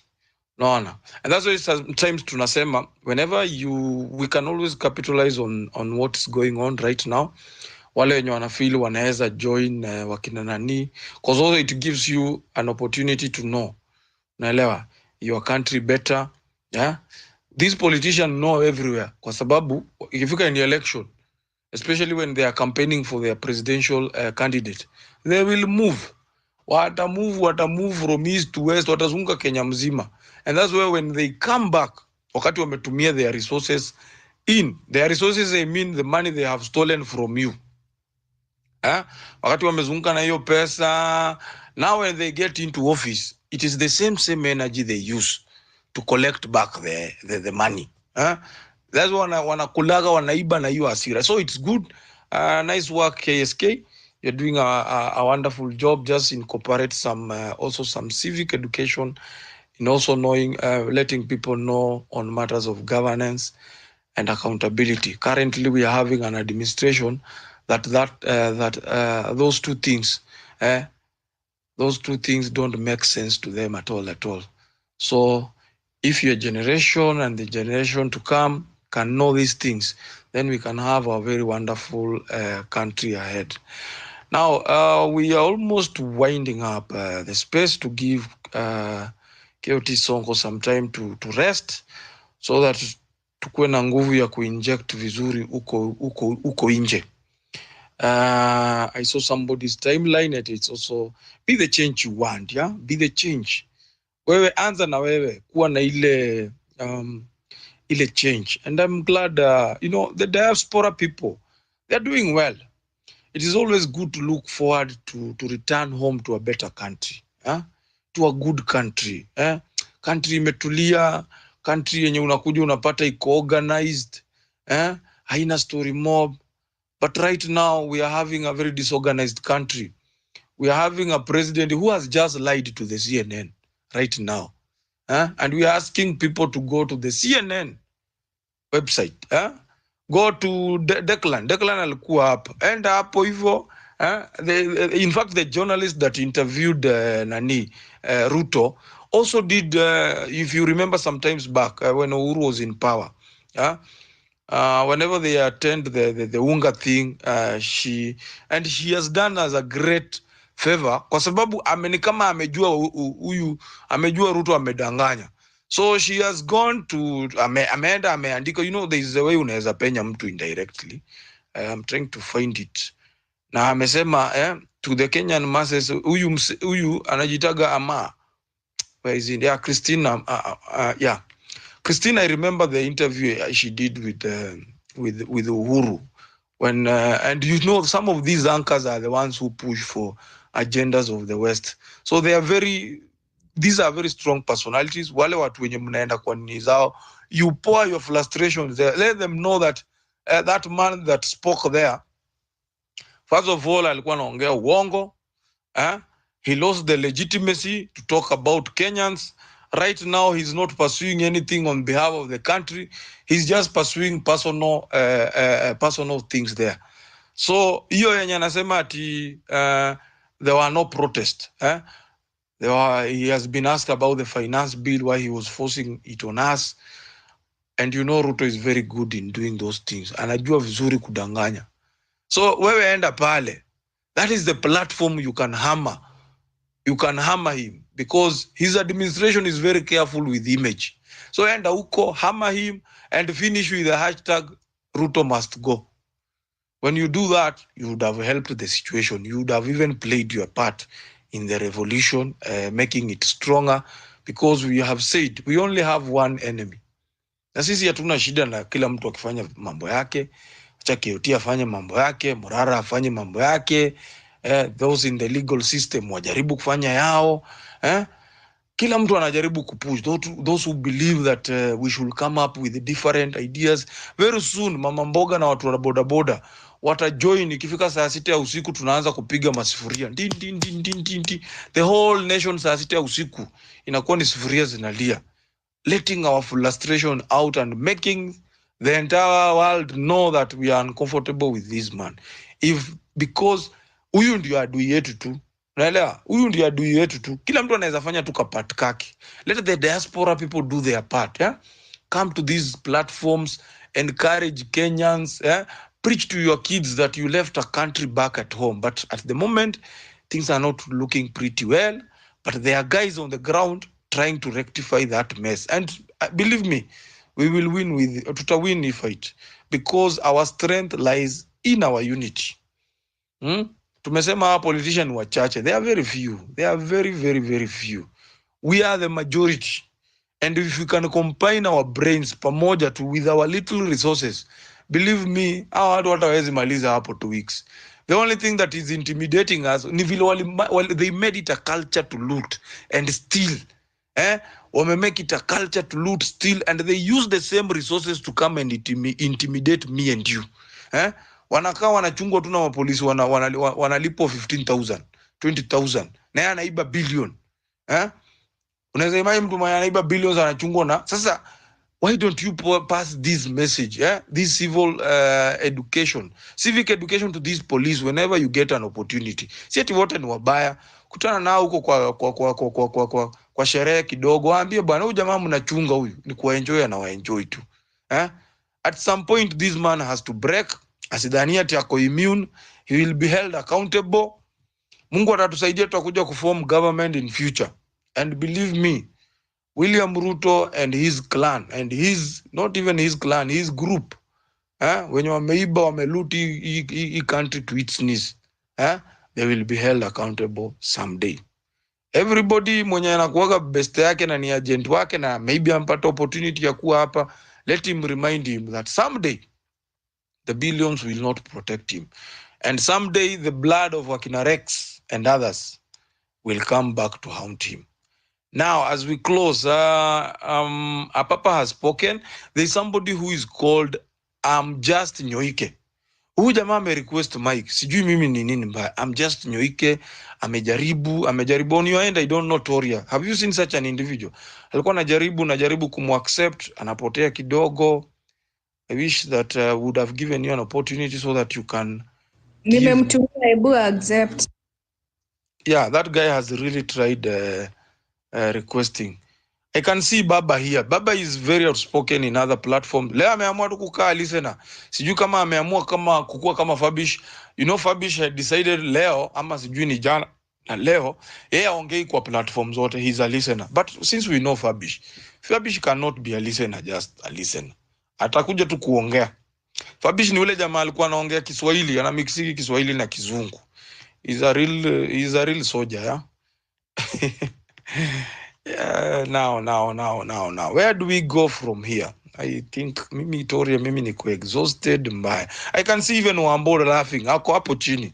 Haongei, yani watu wako tu hapa wakina Western ndio hapa. They are not, I don't know if this revolution has a way of making people tired. Unaona? Yani kuna kuwaga tu na kakitu tu. Unapata kuna, and these are the things we should live encouraging each other. But then kuna watu wanaanza, there is also the mental torture. There is the mental fatigue. Dealing with Ruto is not easy. And that's why we keep saying it. This fight is not for the faint-hearted. It's not easy. Just the same way Ruto has decided that his profession, kumbuka ni mtu alianza kuiba akiwa, Ruto became a politician akiwa campus. So he was taught how to loot akiwa huko. So you can imagine how many years he has done it. So he cannot be tired in a day. Wewe umeanza kupigania revolution jana and you want to become tired. Hey, you are dealing with somebody who has been handling taxes. Ameiba taxes, tested the first million alitest, alikuwa huko nyuma, akarudi na narrative ati alikuwa anauza kuku. Who told you ati alikuwa anauza kuku akakuwa millionaire? Those are lies. Anyway, I need some requests the mic because we want to close at exactly 2:40. Just Nyoike, your approval is here. I don't know. I'm trying to accept. It's not coming through. Toria, ziwaambie huyu mtu hawa watu wa request side yako so that at times accepting these things zinakuwaga shida. Toria? Yes. Aki, I'm also exhausted like you say. I'm just Nyoike. Just drop and join again. I'll send you the mic direct. Okay, let me give token. I can see token hands is up. Go, please. Yes. Good evening, everybody. I go by Captain Haiti. As you know, Ruto have unconstitutionally invaded our sovereign territory.